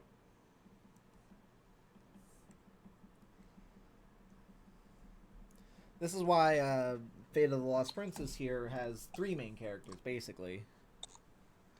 And the entire story basically revolves around the trio, the dynamic of the trio, how they interact with each other, and the fantastical situation they find themselves in by basically Tina being brought into their lives. Yeah. Do you think any of your trio will be static, or do you think they'll all change? Noah's probably the most likely to be static, but Okay. I have an idea of a character arc for each of them. Tina's and Omara's are definitely the strongest of like what the changes, because like I genuinely consider Tina to be the main character. She's what the story is focused around. Yeah. Just due to the way of the nature of writing, uh, it's probably gonna feel like Noah's the main character at times, but I definitely like this is definitely right now. I'm focusing on Noah and Amara's relationship because it's going to be important going on into the future. But Tina's definitely my main character of this story. Right. That's why Chapter 1 was all about her, and in the Which end, she's makes going to be the sense. one that's going to be like the main one solving the problems. Makes sense. But like when I have this talk about static versus dynamic, a lot of people bring up like, oh well, name of like a famous book that has a static character. Harry Potter is literally a static character versus a static character. The protagonist is a static character. The antagonist, everyone cares about the side characters who are dead. So,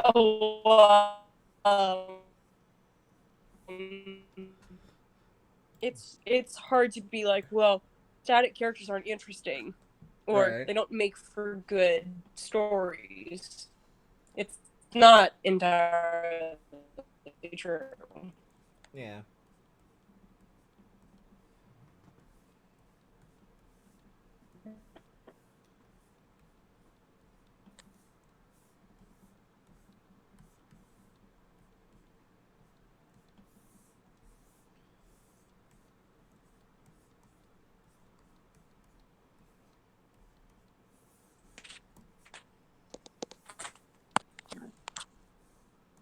Excuse me. But yeah, I obviously I have a blog for this entire thing, so Yeah. I'm not getting into it too much here. That actually I think might be, if not my next post, then the one after that, Mm-hmm. where I take one of the claims in my 13th writing tip and just expand on it to be like, yeah, no, don't just have dynamic characters. It's not going to work.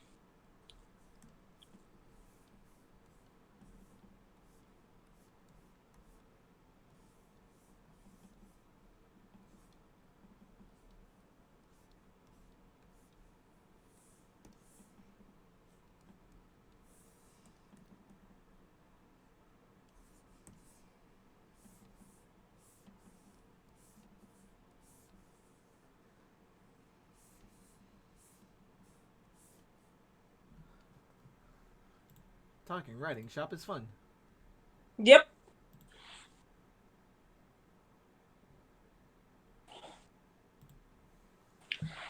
Writing talk is very interesting as per usual. I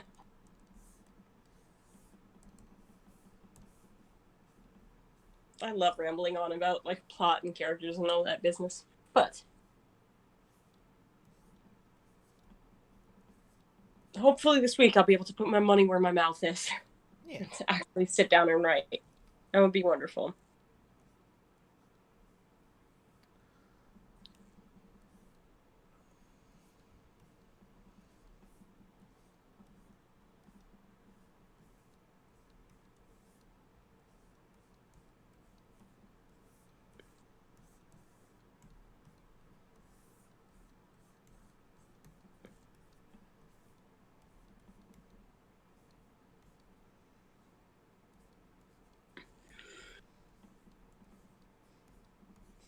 For me, I tend to split writing like in half with my drawing. So like half the time Yeah. it's writing art, half the other time it's art. Yeah, makes sense. I mean, if you're making a comic, you're doing both the story and the visuals. Exactly. So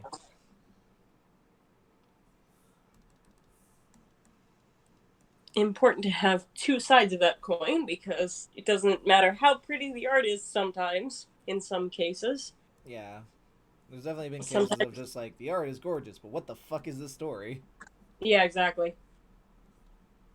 There are plenty of video games like that. This is a great video game, but man, I wish this had an actual story.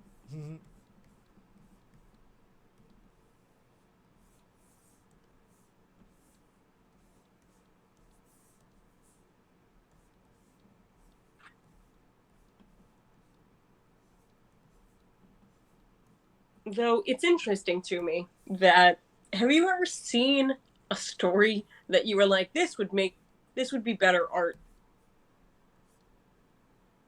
Um, I'm sure I have, just not something that I can't think of an example that comes to mind. But there's definitely plenty of video games where like, oh, the story they're trying to tell would be better if this wasn't a video game, Yeah, or I like if they agree with changed that. the genre of the video game at least, because there's a lot of like games like walking simulators, quote unquote, where it's just like you walk around and you experience a story, and a lot of people are just like, these aren't games, and it's like it doesn't matter if it's a game or not. That's not the point of what you're doing. It's telling a story in a different way than you would then like, and using that medium to its advantage is to tell the story. Right. Actually, they've started taking those sorts of walking simulator games in my school and like in my college. And somebody's actually teaching a course on it right now on how to tell compelling stories through art and that kind of stuff. Yeah. And I was like, dang, why did you implement this in my senior year? I would have liked this as a freshman. But it's stuff like they teach stuff like Firewatch and those types. Yeah. And it's literally just them doing analysis about like what makes it emotionally impactful. And I'm like, oh, that's so nice. It's a mixture of like they've gone from taking classical English and just applied it to modern day stuff. Yeah. This would have been so much more useful when I was a freshman again. But plus, you get an excuse to play video games for school. Yeah. Like who could doubt that?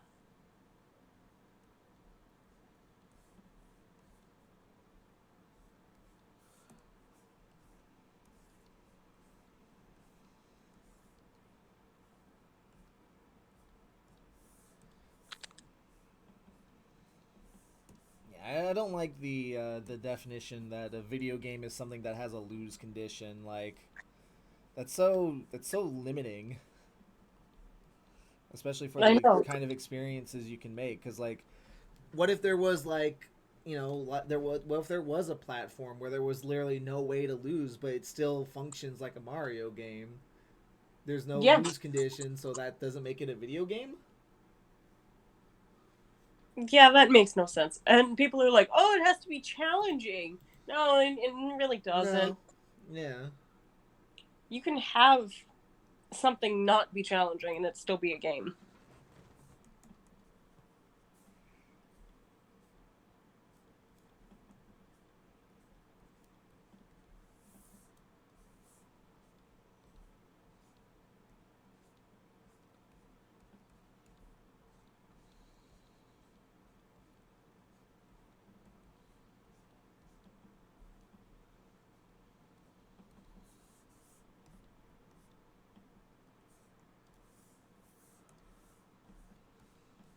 I was thinking about Stardew. Stardew has a lose condition, sort of, but like it's not very challenging. mm, There are aspects to it that could be challenging, but like the farming part's not challenging at all.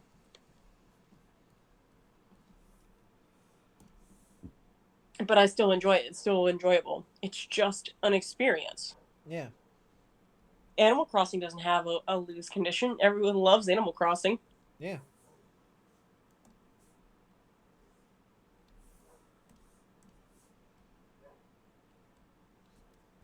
You lose at Animal Crossing if you don't pay off your debts. Yeah. I mean, but then you'll just sit on your debts forever. Basically. So there's not really a lose condition. Exactly. Nook is at least nice in that he doesn't force you to pay at a time limit. If you don't pay Nuke off in 7 years, your loan defaults and you don't have to pay off the house you own. And then you never have to pay taxes. Exactly.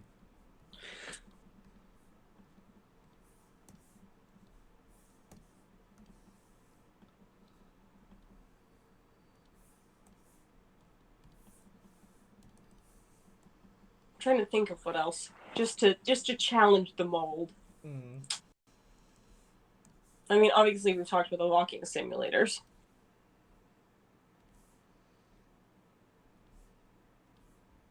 Yeah, I like this movement of stretching the definition of game as far as it can go, because that's a common thing in the art movement too, just in general. Yeah. Like in art history and art culture, it's always been like, what is art? Well, let's just put like a flippin' oh god, what's it called? Let's hang a shovel from the ceiling and call it art. Yeah. Because it gives you a scene. That sort of thing. Shout out to the $10,000 banana that got Ian. There was also, oh god, what is it called? A urinal. Somebody literally just submitted a urinal to an art gallery. Yep. I remember learning about that one. That was fun.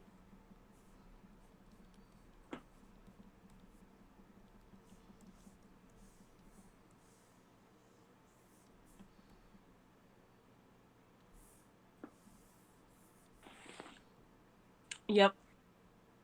Also, shout out to I think it was a Banksy piece that had a built-in shredder in it that activated as soon as it was sold at an auction. Something like that. Yeah, I was like, I don't remember if it was a Banksy piece or somebody else, but that was hilarious.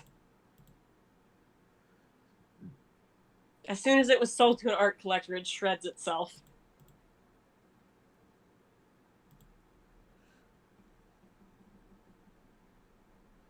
Just genius. How can you tell a story other ways if you're not good at drawing? Words.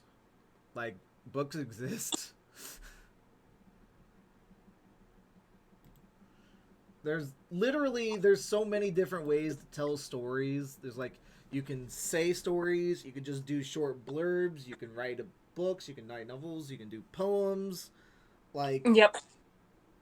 Like, you can tell a story with just stick figures and have it be a bestseller. Like, yep. That is a thing that can happen. Diary of a Wimpy Kid.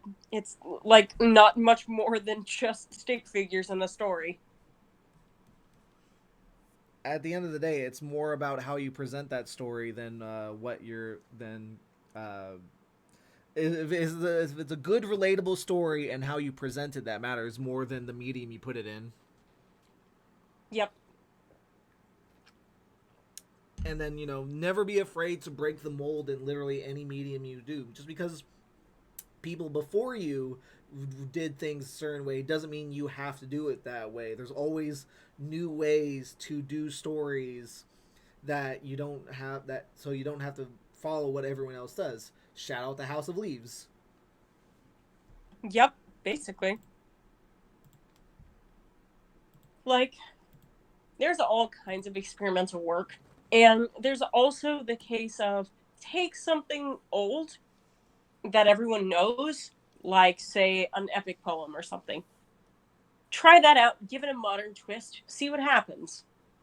Like, there was a modernist piece a modernist novel that was literally just the Odyssey, but told from the perspective instead of a modern Scottish man. Yeah. After World War One or something like that. But it was literally just the Odyssey. And it was called Ulysses, so it wasn't like trying to hide that it was the Odyssey at all. Yeah, stuff like that. All of Shakespeare is public domain. Like, there are so many different retellings of Romeo and Juliet, just with slightly different twists or different time periods. Like, if you need practice, just do something like that. Like, don't be afraid of being unoriginal. This isn't going to be like your final piece or your magnum opus or anything. You're not going to make your magnum opus your first try. Don't even try. Yep.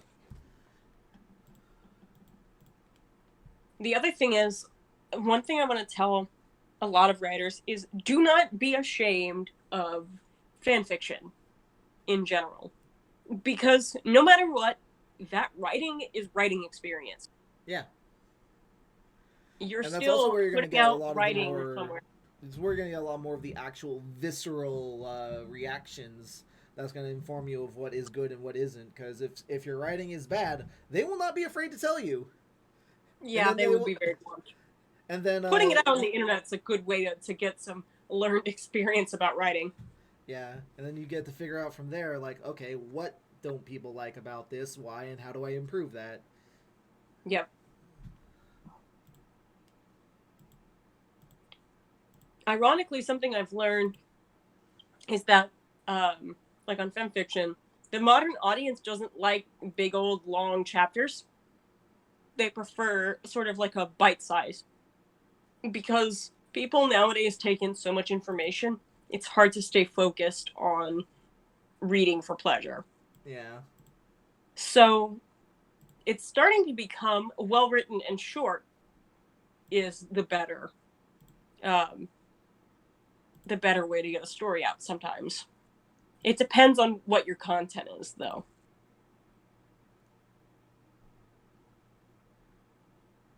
But if it's something to easily pick up and put down, writing the market, like thinking about writing on a way larger scale than just fan fiction, the writing market likes short chapters that you can get a bite of, put it back down, and keeps enough attention to where you pick it up again later. Yeah. It's that sort of thing.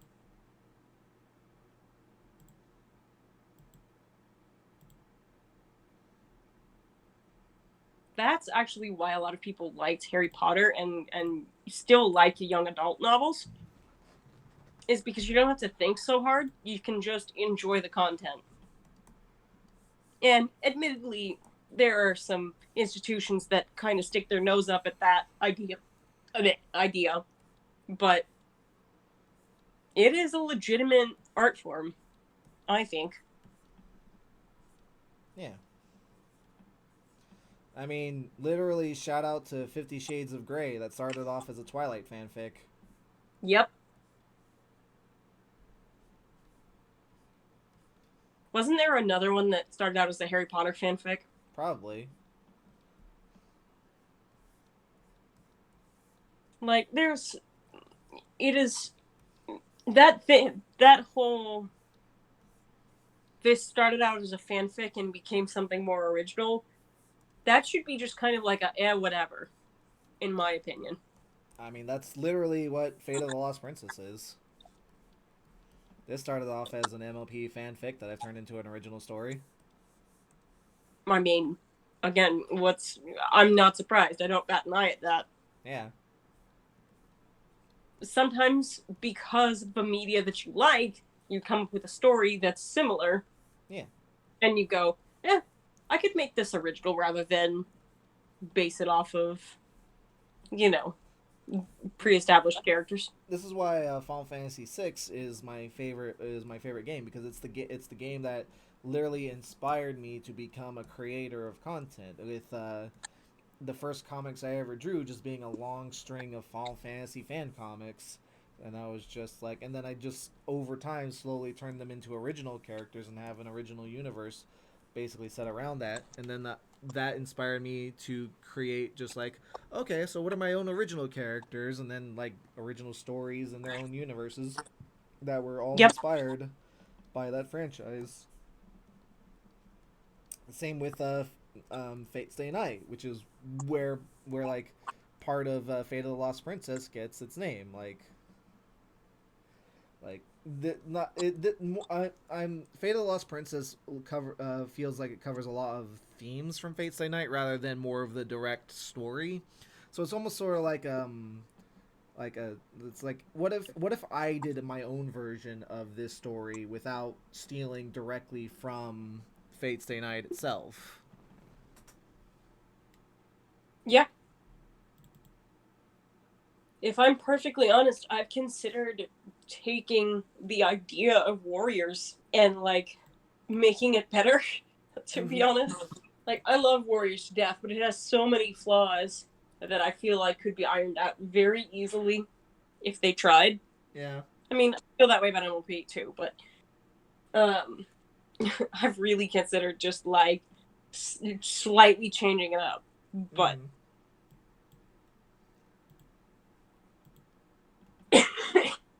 but still taking it in a slightly different way.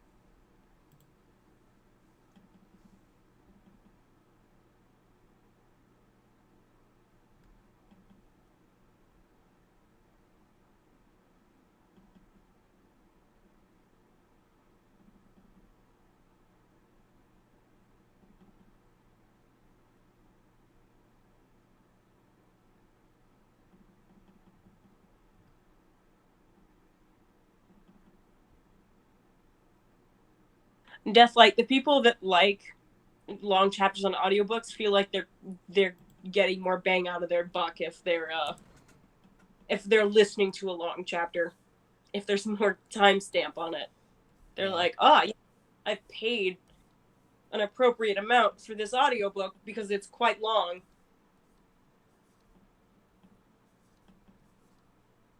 It's just that kind of thing. You gotta know your audience when it comes to that kind of stuff.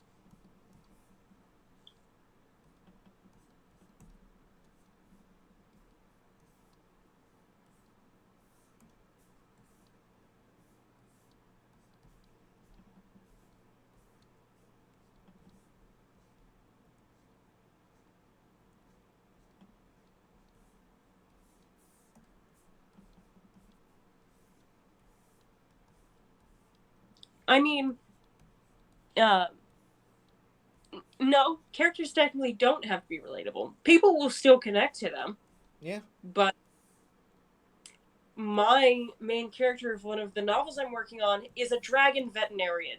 Like, nobody's gonna be like, oh yes, dragon veterinarians. So relatable. But she's still human in that she has bursts of anger and she has ambitions. She has some jealousy going on, that kind of stuff. Just think of some traits of a character that would be interesting. Sort of write out what you think this character would sound like or talk like, and then give them a name and a gender and a yada yada, everything else.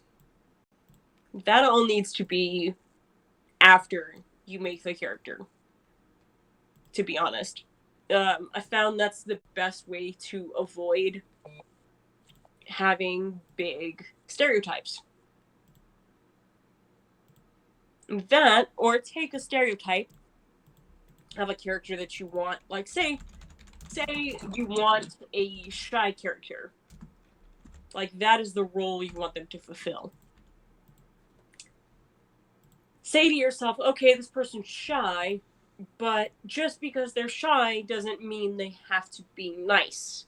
You can have a shy person be blunt or just openly rude or, that kind of stuff. That does help.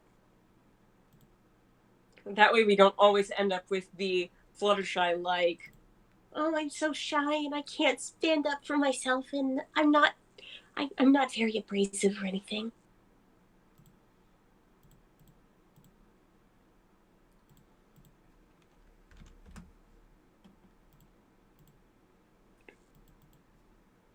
it's okay to work backwards from archetypes. It just gotta be aware that there are certain traits these archetypes tend to take, and you can make them different from that.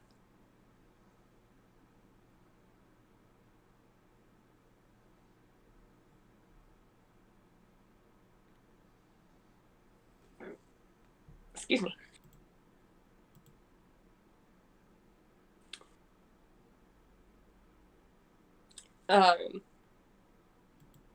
Another a stereotype that I work with often and try to break as much as possible. Well, there are two actually. One, the flaming gay guy. I break that trope up a lot. I'll have like one of my characters runs a bar and he has like a sleeve of tattoos and he's all muscled and he's still gay. Like he's a dude's dude, but he has, his sexuality is, homosexual. That kind of thing. I'll also have like, let me think. I'm sick, so my own characters are not coming to my mind all of a sudden.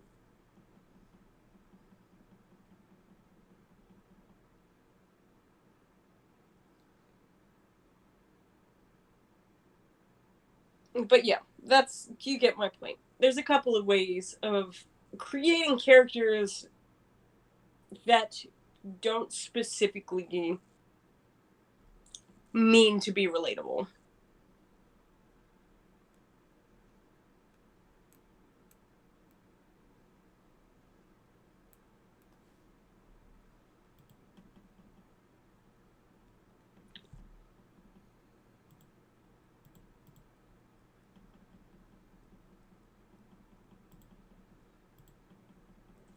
Jay, do you share the disability with the character? Just curious. You don't have to say what it is. I'm just wondering.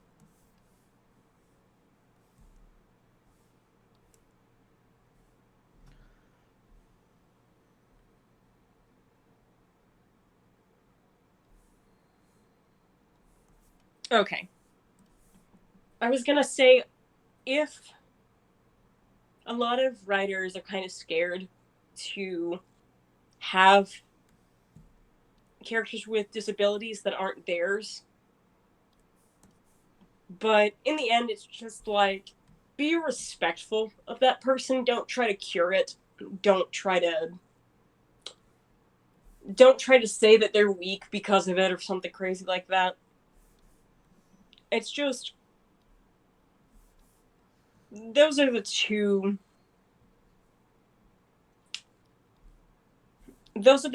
types of mistakes I see with people who don't share that disability with their characters.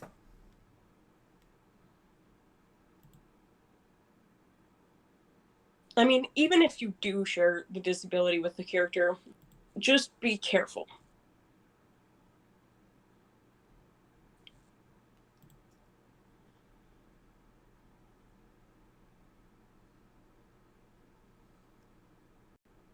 Another thing I'd challenge anyone who's just starting out to write to do is to take a character who has an opposite mindset of you and don't make them a villain or an antagonist or a rival.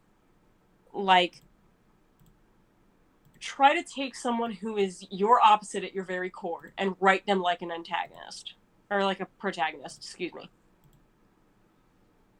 Because it keeps you, that sort of exercise keeps you from just being your protagonist. And it's stuff like that, where if you humanize your opposite traits, it just generally makes the characters that you write more rounded. Because you're not just used to writing your own trait in someone else. Not to say that that's bad, but it's that if you're only doing that, you can sometimes just write your opposite as your antagonist every single time and demonize them.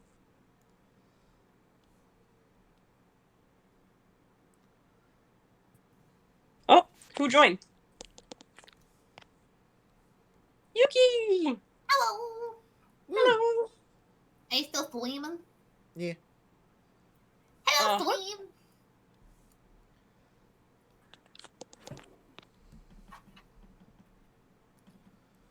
Chat, say hi to Yuki. Hello, chat. I have a slushy. I can't share though.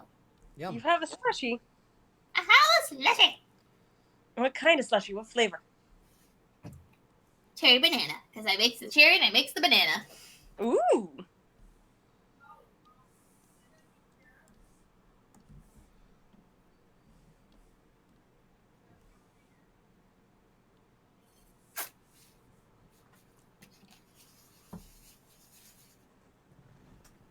Instead of you put the lime in the coconut, you put the cherry in the banana and you shook it all up. Yep. That's exactly what I need. Oh yeah.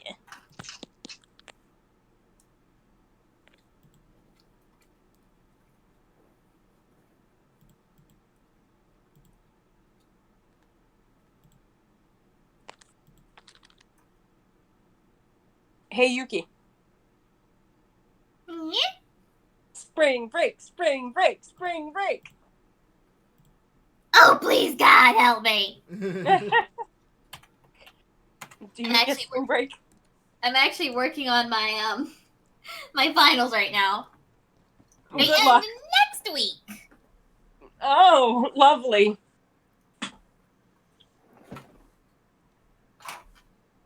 You know, I've been running around today trying to appeal a traffic ticket. So now I'm just finally sitting down to work on my finals. Oh, nice. I don't have anything and I have spring break and I'm so happy. Oh, I don't have Spanish for a week. So nice. You lucky ducky. Yeah, but you're going to be starting spring break right as I get off of it. And that's going to hurt too. I know, I feel bad. I'm going to be like, I hate this. And you're going to be like, I want spring break. Woo!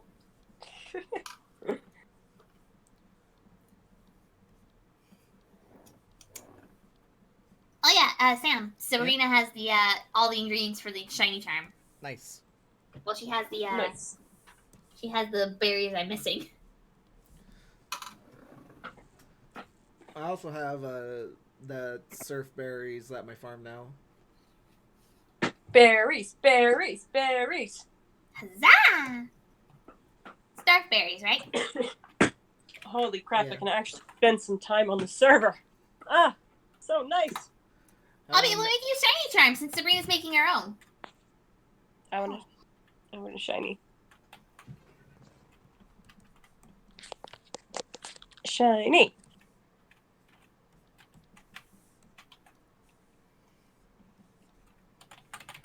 How do I make a great but understandable and intimidating antagonist? First, you make him black and red, name him Dark Steel, and then Oh have my him have the darkest backstory of how he was tortured as an experiment, but he's super Damn. powerful. Sam. Okay, so Sam just described what not to do. Make him constantly lament life, and like he hates the main protagonist because they're so good and have such a perfect family life. Okay, so what you do with an antagonist is, like I said, make them a character first. Take all of these traits, like, you know what you can do? You can make yourself a carefree antagonist and it could work. Like, you could take literally any character trait and put them in an antagonist. But then the big thing is their motivation has to be the opposite of the protagonist. That's what you do. they have to have a different mindset that, like, either hates the protagonist's mindset, the protagonist hates their mindset, or, like, if it's a full-on villain, just have them, they can have fun being evil. They can be a completely dark villain that just likes doing things that are morally ambiguous.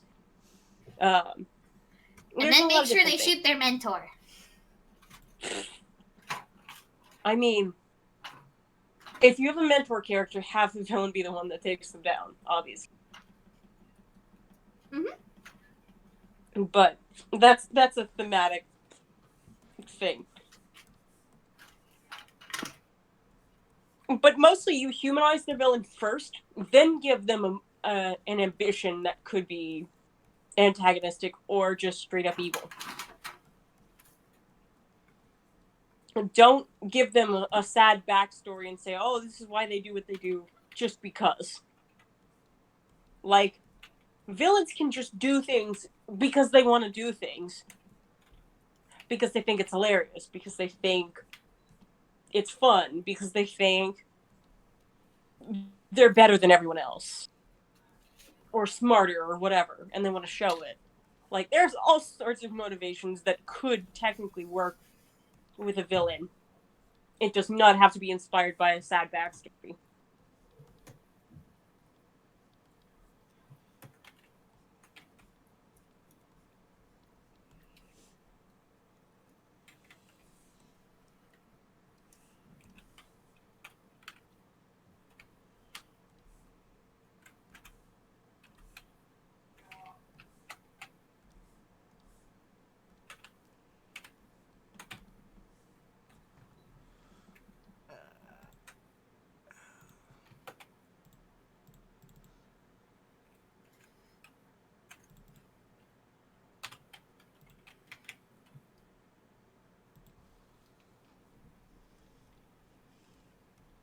Also, if you have,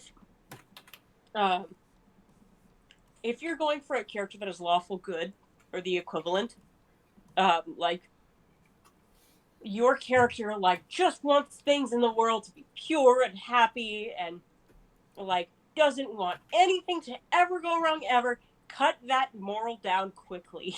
Tear it apart. That sort of character has to be dynamic, if you ask me. I actually have a good example of this. Someone in my current the current D&D party I'm in, whose name is Tristan. He plays as a lawful good Asmer, but the fun part about him is that turns out he is somewhat of an exiled knight because he failed to protect the kingdom he was in, but he still believes in his own morals. I see. He turned his back on one person because he trusted them and let his morals slack once. But because of that happening, the whole kingdom fell apart and was destroyed. Yep. It is that sort of reality slap that kind of has to happen, and what makes lawful good characters so interesting to me. Like, a lot of people see them as boring too, which is kind of a shame. It is kind of a shame, but sometimes it's because they make the lawful good character just the straight man, just the static. And you can do that too if you have, like, a Discord as your main character, for example. If you had this heavily, heavily chaotic figure as your main character, sometimes it is good to have a straight man be there. But I mean, not Mudbriar straight, but hey. No, not that straight. But sometimes it's good. But what often needs to happen is that they'll go, oh, well, I can just talk to someone and it'll get fixed. Or, they can go into rehabilitation and then they'll come out a better person, I swear. And then they meet that one person that manipulates them and steps on them at every corner until they realize that some people are not worth it. That's just kind of how that arc goes. And to me, it is compelling every single time. that is the sort of content I eat up. Same. Because, like, it's not because I want to see that lawful good character get shit on. It's because I'd like to see that realization. I'd like to see that character grow. And, like... It's a very satisfying experience. Yeah, exactly.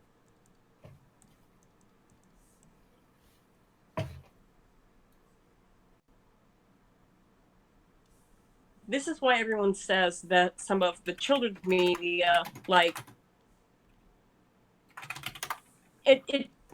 them trying to be can be saved while also ramping up villains. There's a point where that breaks literally everything. All suspension of disbelief is just out the window. Because you're like, no, okay, at what point should we say that someone does not deserve forgiveness? It's that sort of thing. And you need to be careful as a writer to not end up there. Yeah, don't forgive the space Nazis. I wasn't referencing the space Nazis, but it is true. I'm sorry to use that term. It's kind of stupid, and everyone's been screaming it. But the thing is, it's somewhat true. Like, don't forgive a unforgivable villain. It can really just really doesn't make sense. Sometimes, there are a mixture of. So let me put it this way: there's a place for both forgivable villains and unforgivable villains. Yeah. Like, sometimes in a story you need both. You need the rival character who wasn't the big bad the entire time, but can heel-face turn, like Zuko from Avatar. But then you still need the Aizo, or whatever his name was, at the end to... Was that the grandfather or the dad? I can't remember. I don't remember. Just Fire Lord Ozai. Yeah, that guy. Ozai. I think I put the two of their names together. Ozai. You need the Ozai at the end to be the final boss, the big bad. The one to defeat. Yeah. It is that sort of thing.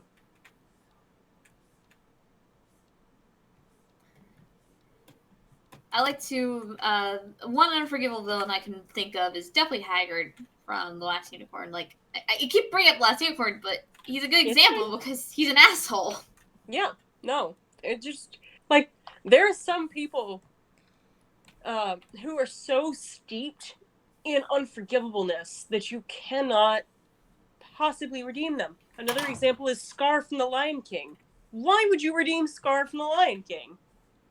Why would you do that? He killed his brother and blamed it on his small nephew. Like, that is unforgivable. Yeah. Did they do that in the remake? I don't think so, but I'm just saying, like, that's a good example. Disney does a good job of doing unredeemable villains and then following through. Yeah. And Scar is still fun. He's still a fun villain, because he's just, like, you simultaneously want to fucking punch him, but also he seems like somebody that just is fun to watch. Not to interact with, but to watch. Yeah. It's a very interesting character. You wonder how he got like that. You wonder why, like, this, and this. Yeah, you wonder why he has a scar. Why did his parents name him Scar? Like, stuff like that. That was never touched on in The Lion King. And that's good. It's okay to do that. You question, why is he an asshole? Yeah, exactly. Why was Mufasa such a good king, but he's not?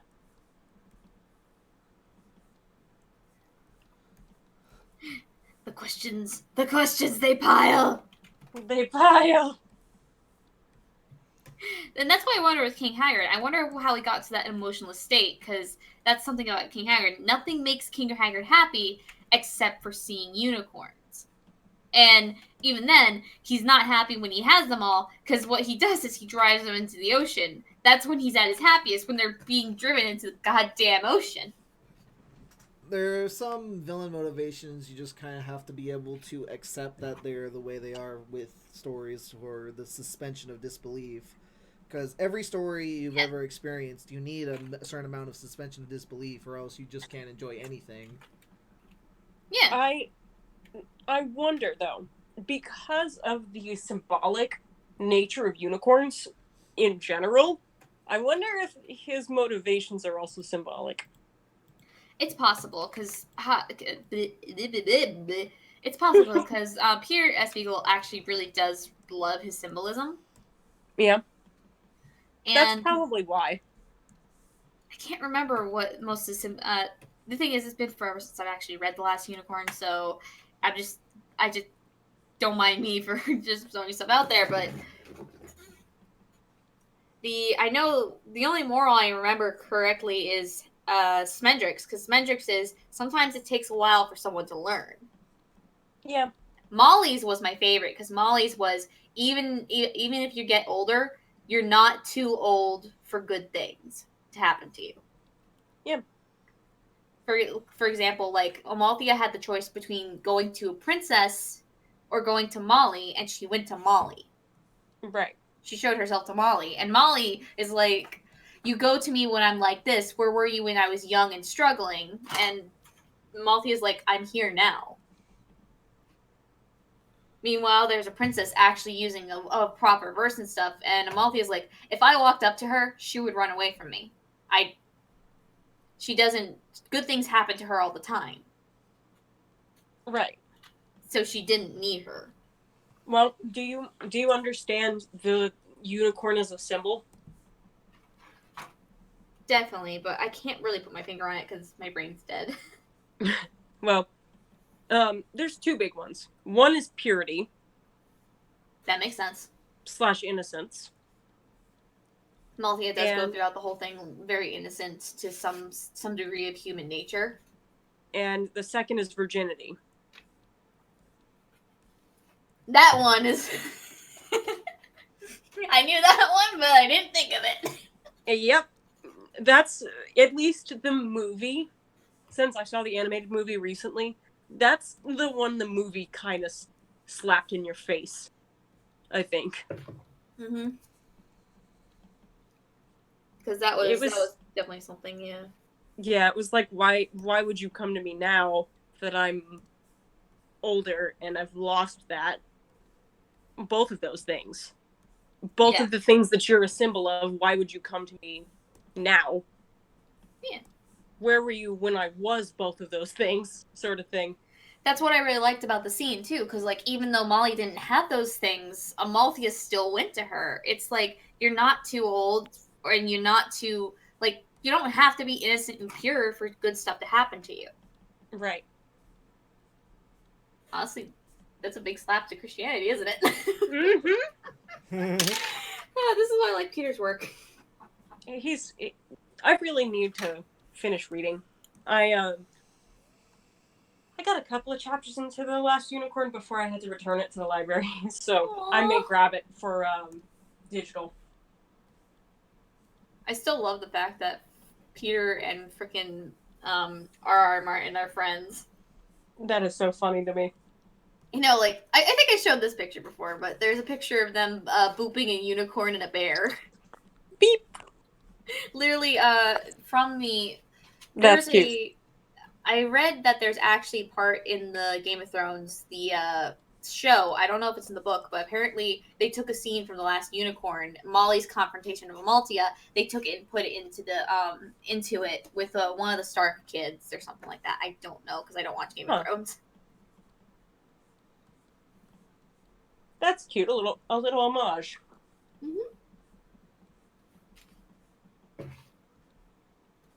But yeah, I really need to finish that one. It's such a staple, and it sounds like I really enjoy it, especially based on that I enjoyed the movie despite knowing very little about it going into it. Yeah, the movie was always something I loved when I was a kid. Like, the thing is, like, I'm not gonna lie, I hated the My Little Pony movies, but I loved The Last Unicorn. Because Last Unicorn didn't treat me like an idiot.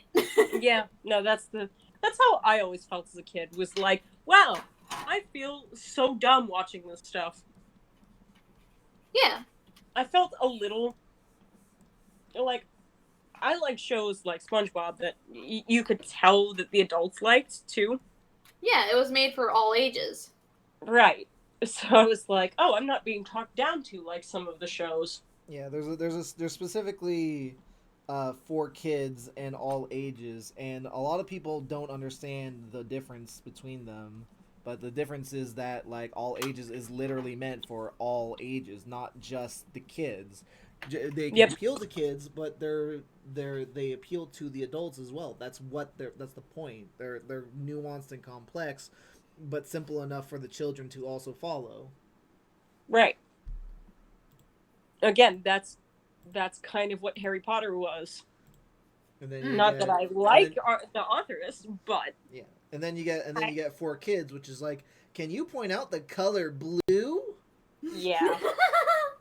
And edutainment. The thing is, I hate some of that stuff because kids are a lot smarter than we give them credit for. I'm gonna say it. A lot of kids are. Some kids aren't. Some kids are. But at the same time, I think there should be more. I agree. Like, I look at my little sister, who's like 8 right now, and you know how the FNAF thing caught on with a bunch of kids? Yeah. Mm-hmm. It includes her. Oh. So she's this, like, little prissy little princess kind of girl, but she's like, oh, I love reading the Five Nights at Freddy's books, in which I know people get murdered. Yeah, no, they don't just get murdered. Oh my god. I know, but they get fucking disemboweled. Are you kidding me? Yep. I'm sorry. Right. It's like, you never know what a kid is going to latch on to, and you don't know what age level thing that kid is going to latch on to. And then sometimes, like, there are companies that don't look into stuff that they take under and then don't realize till it's too late that these aren't what they're aiming for. For example, Funimation recently, they didn't realize they were basically licensing a hentai. Yeah. Because they didn't read up on it. Because the company is not run by anime fans. It's run by corporate executives. Yeah. Executives. It's run by people who aren't fans of the industry who just want to milk it. Yep. You can read this on Glassdoor. It's on Glassdoor. That's so funny. Yeah, it's basically ratted out. Glassdoor basically ratted out Funimation. I love it. Yeah. Seems about right. Everybody working under them is probably actually a fan of, also kind of like Hasbro. Nobody actually Hasbro is in Hasbro. Hasbro is a lot nicer place to work at in comparison. They actually do really like fans. For example, from what I understand from Hasbro is you can actually pitch a doll if you work for Hasbro. And if it is well liked enough and it goes through all testing, they will put it up. Okay. If you are that's why I kind of want to go to Hasbro for sculpting, is because like I want to see maybe I'll design a doll and I'll put it out there. All right. Well, I don't know. I'm just saying that the suits of Hasbro probably do not care about MLB. No, not really. That's just the creators care about it. Some of the writers care about it. Definitely. The unfortunate truth is that sometimes it's a corporate decision to end something, even if it's going really, really strong. Because basically, it's the Teen Titans thing. It's a Teen Titans situation where what happened is basically a new person came into Cartoon Network right as Teen Titans just got issued their new contract for the new season. And then what happened is that new person looked at Teen Titans and said, "Oh, we do not need this," and they canceled the contract right as they were starting up the next season. Nice. Yeah, that's literally what happened. Great, lovely. And it's completely plausible that's what happened with Equestria Girls. Yeah, probably. Someone new came in and saw Equestria Girls like, My Little Pony's ended. We should just end this. Even though it hasn't really ended. You know, I full-heartedly believe, but there are retcons a lot of times. For example, Samurai Jack came back, even though it was ended on a sour note. Well, not this Samurai Jack. Like, I actually liked the ending to Samurai Jack when it came back, but there is possibility for it to come back. It might not be in the same situation as Samurai Jack was, but it is completely plausible if My Little Pony picks up again with My Little Pony Life. Like, I've seen some stuff of it, and I honestly think it might have a great shot. I thought My Little Pony Life was that claymation stuff that they put on there. No, those are shorts. Or I don't know what's going on just yet, but the premise is apparently around Pinkie Pie and the Sugar Cube Corner. It's centered. The whole show is supposed to be centered around it. Like, magical situations are supposed to pop up. Pies basically I believe provided by Potion Nova. And it's something about that, because it's supposed to connect to the new toy line where you basically have those potions. Right. And to be honest, the toy line is really interesting. Because you essentially, like, there's these basically washable away bags that you basically... They're soap. That's what they are. They're soap. It's really funny. Huh. And that's why you have those little containers and you put water in them and you shake them up really bad. Shake them up a lot, and that's when you get the toy. Because they're soap. They're little bags of soap. Huh. That is pretty funny. It's not plastic either. That's what I really love about this. Those aren't plastic bags. They're gotcha bags made of soap. That is pretty nice. It is. And not only does it hide the toy like a gotcha bag is supposed to, it's also like I keep saying, it also dissolves because it's soap. Right. So it's eco-friendly. Mm-hmm. To some extent. Yeah. Which I have to commend Hasbro for. Like, yeah. Yeah. That is a smart way to do it. Especially considering, like, bath bombs have been a thing.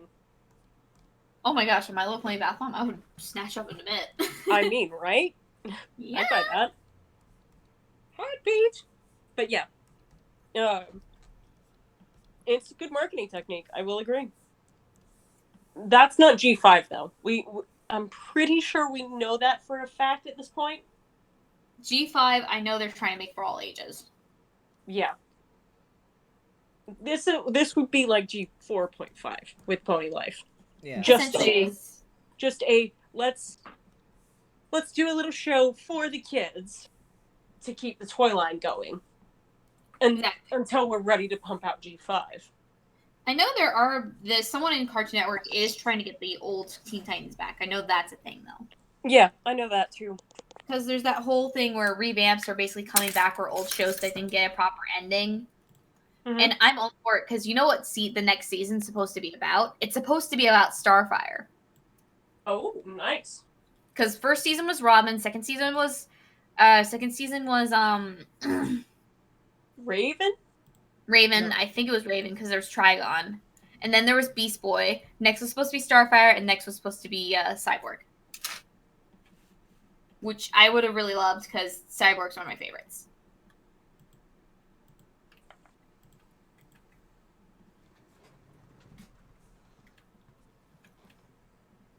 It's like you just don't get enough of him. He's a good boy. I gotcha.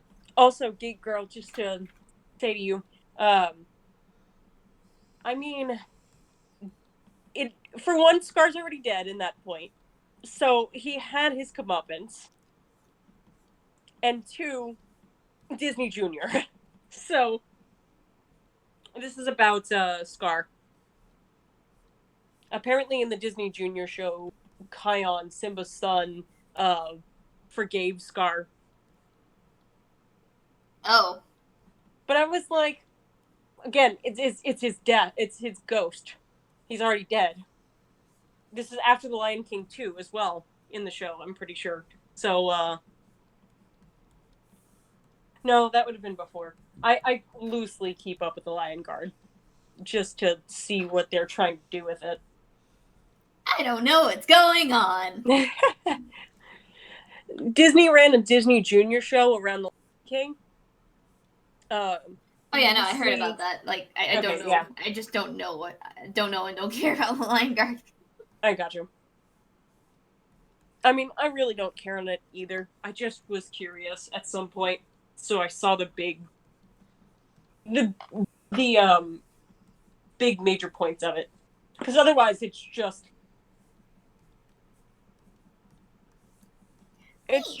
very, very kid-friendly fluff.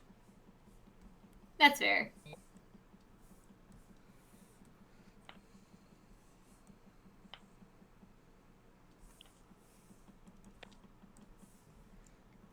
It doesn't invalidate my point, though, that Scar was an irredeemable villain and died.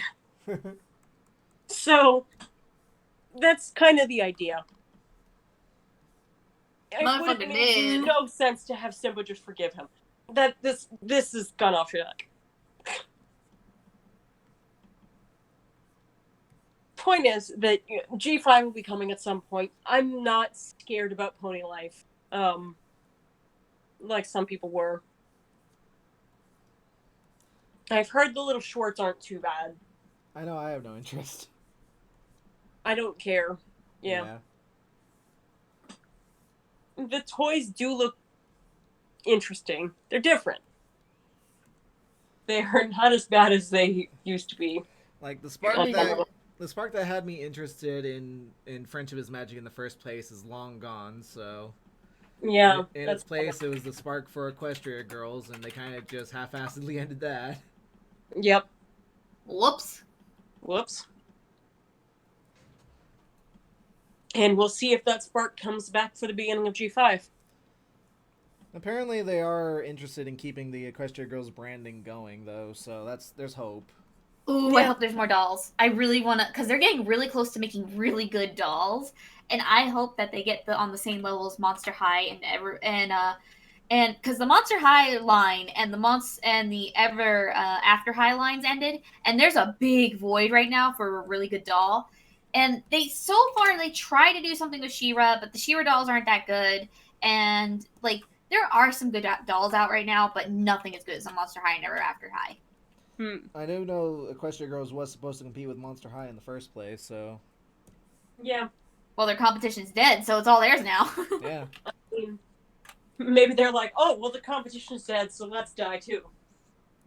That's not a good marketing move, because like I said, like if they could make a really good doll base, doll collectors are more than willing to buy them because the market is there and it's very open right now. That and there's a really good customization market that comes out where they buy the full doll and then they rip it apart and make it into something else, but they're still buying the doll. Yeah. Yeah, I have noticed there's channels pop up that do that. Yeah, and Monster High dolls are running out. That's a thing. Oh. Yeah, they're running out of Monster High dolls. They're getting more and more expensive. What was the other one? Galliope. One of the ones that is running out is a short limited doll that was a circus-based doll called the Galliope. Like, I think you could still find her on Amazon, but I don't think she's available that much anymore.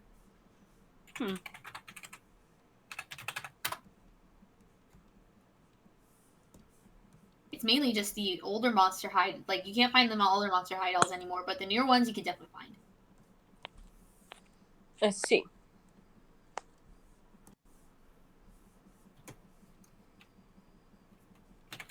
And there's also some of the weird dolls where those weird dolls were like double-headed, yada. Because the thing is about Monster High dolls is that each monster had a very unique sculpt. Draculaura was the most popular, but she still had a unique sculpt compared to the Cleopatra doll, the Frankie Stein doll. Then there was Ghoulia. Ghoulia had a slouch. Her doll actually had a slouch because she's a zombie. And then there was Operetta, who was basically Ghost of the Opera. She had an embellishment on her face, and she had a very toned, defined face inspired by opera singers. Nice. And then there was the whole ghost line, and what they did was they actually had resin on these dolls, like resin that would go from translucent to opaque. Like, they took a lot of time on these dolls. I hope to God that someone comes out to compete. Oh, hi, Brad. Hello. Hello. Enough about my competing.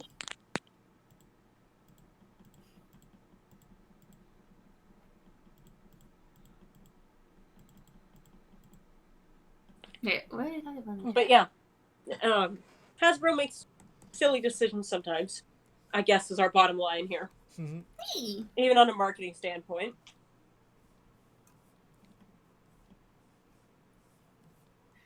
And friendship is magic. There we go. Tie it up with a bow. It's done.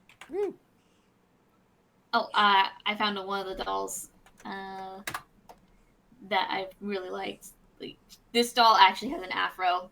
It's really hard to get dolls with afros, and the Monster High line had a really beautiful doll with an afro. Good. Oh, wow. Right? Look how beautiful she is. My phone is ringing. I will be right back. Go ahead.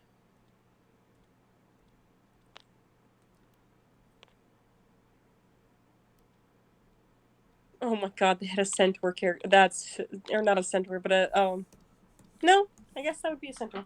Just, God, that's funny. Mm-hmm. Could technically do that with the Equestria Girls. Could make them centaurs. We could have the Horse Girl anime and the Horse Girl anime and put them together. Horse Girl anime.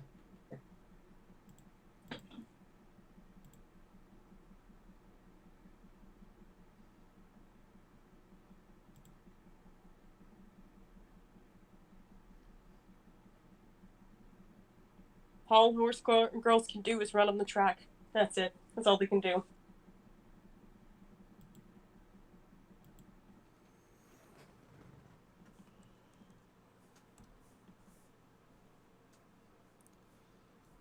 Excuse me. Okay, can you hear me? Yeah. Okay, yep. Because it says that I'm muted for some reason, but oh not. no, it's back. Hello. Hello. Yeah, no. Oh, that was my workplace. Oh, I gotta go to work tomorrow, which I'm not mad about because money. Yeah. Also, yeah.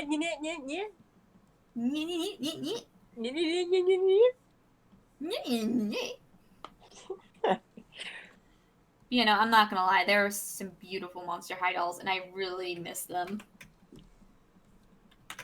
They took their time on these things. Get on it, Hasbro. There's a market waiting to go. Exactly. Like, here's I think this daughter of the River Styx, this one right here. That, or she's daughter of no, this isn't River Styx. This is I think Davy. Yeah, it's Davy Jones's daughter. Nice. They even had Daughter of Mothra, which is really nice. Oh, that's interesting. Yeah.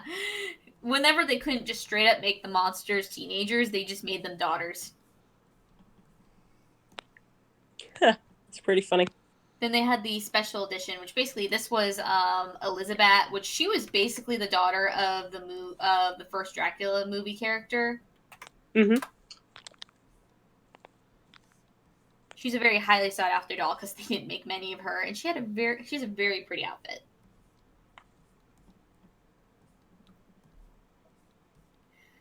One of the most expensive dolls, though, is Skelita. Skelita is a Mexican doll. She's based on the Day of the Dead. And if you remove her clothes, she's a full skeleton. Oh, that's funny. I know, it's funny, and I love it because it's a full goddamn skeleton, and that's so cool. Like, when do you see a fully articulated skeleton?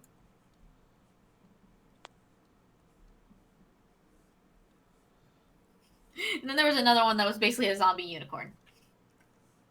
Of course there was. A zombie unicorn. He wasn't Nice. gay. He wasn't gay though, so that they missed an opportunity right there. Oh, they really did. They did. She ended up dating the main character, Frankie. Of course. Frankenstein's daughter.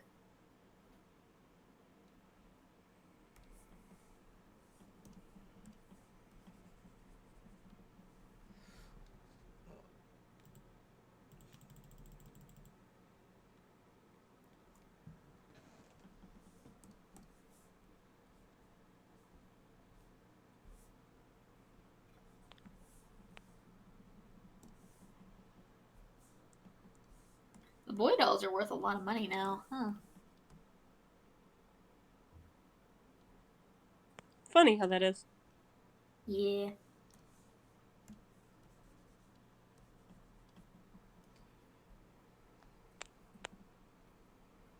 I'm gonna link the by the thing is Bayou, I think it is the swamp doll. Like this the one with the afro is the daughter of the swamp thing. Mm-hmm. But like she lives in New Orleans, and she like when you get to that part in the movie, it was actually really fun and really colorful with the way they made the whole setup and everything. I just thought it was interesting. Oh, nice. I mean, New Orleans is a colorful city. Heck yeah. Painting it as anything otherwise would be inaccurate.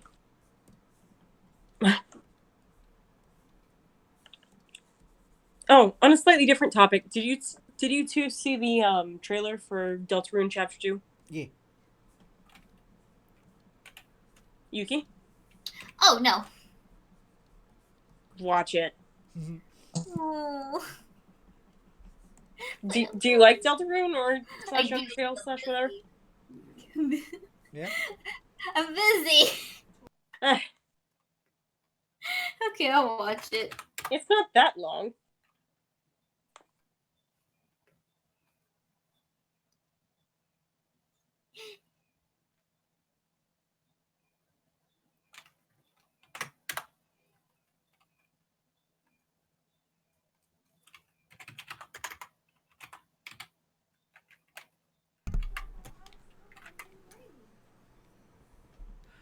Well, I sort of really just want to like get grabbed in.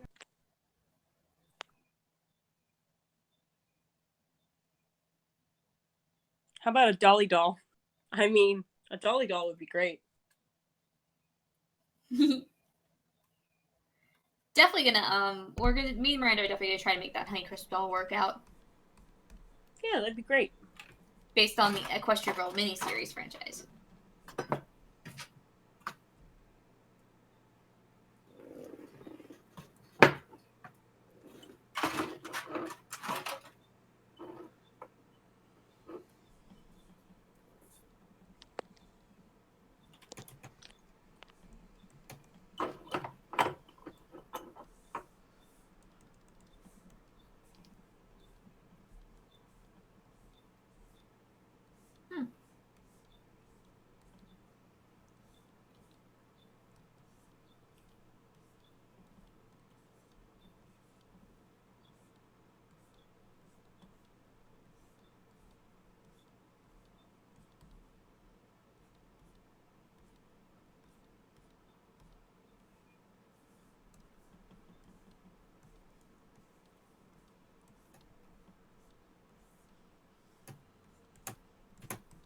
Oh.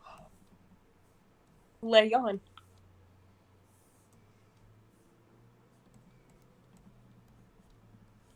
Uriah will be home in an hour and a half. I'm so excited. Hopefully he will have an off day or two while I'm off for spring break. That would be nice. That would be nice. We're talking about what to do for this year's April Fool's chapter. Oh boy. And I gotta think of what to do for April Fools.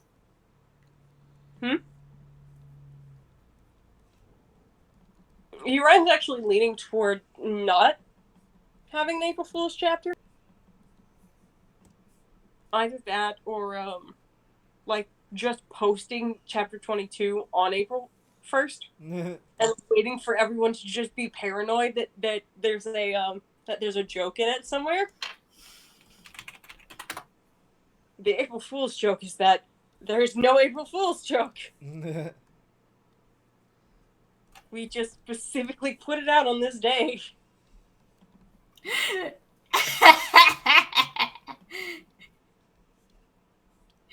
Oh god, I gotta show you guys something. Hold up. Game development is fun. Boy. That's the final boss, by the way.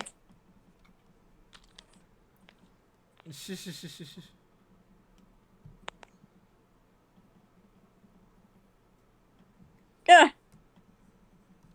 That's pretty funny. It's supposed to be an attack.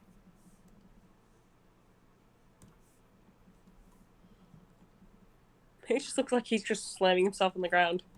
Exactly. That's what they're trying to fix right now. Trying to make it not look like he's just like slamming his head into the ground. Yep. I get what he's trying to do though. You're trying to make it look like a slam with either his hands or with either his arms or his stomach.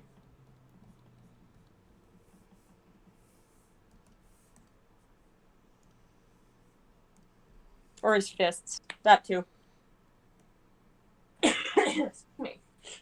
But yeah. Game design's so fun. Look how fun it is.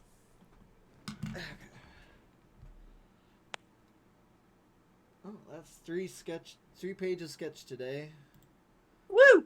I think that'll do Good it for progress. now, because Mom's getting antsy about dinner, so...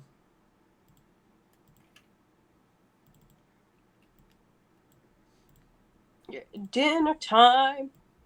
See a stream. Let me just get these uploaded first.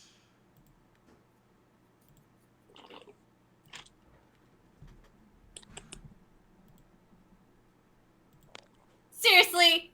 This is the Deltarune chapter trailer. God damn it. Sonny, you rickrolled me. I did not. It was Toby's fault.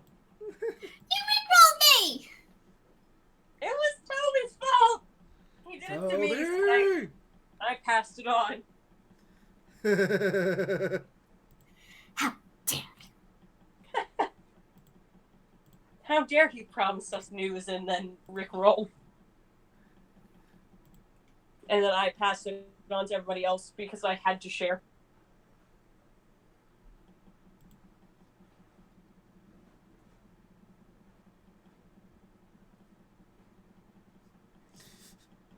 I think this is the second time he's done this too, on top of that. Sound like that. So, pretty sure trailer 1 was exactly that.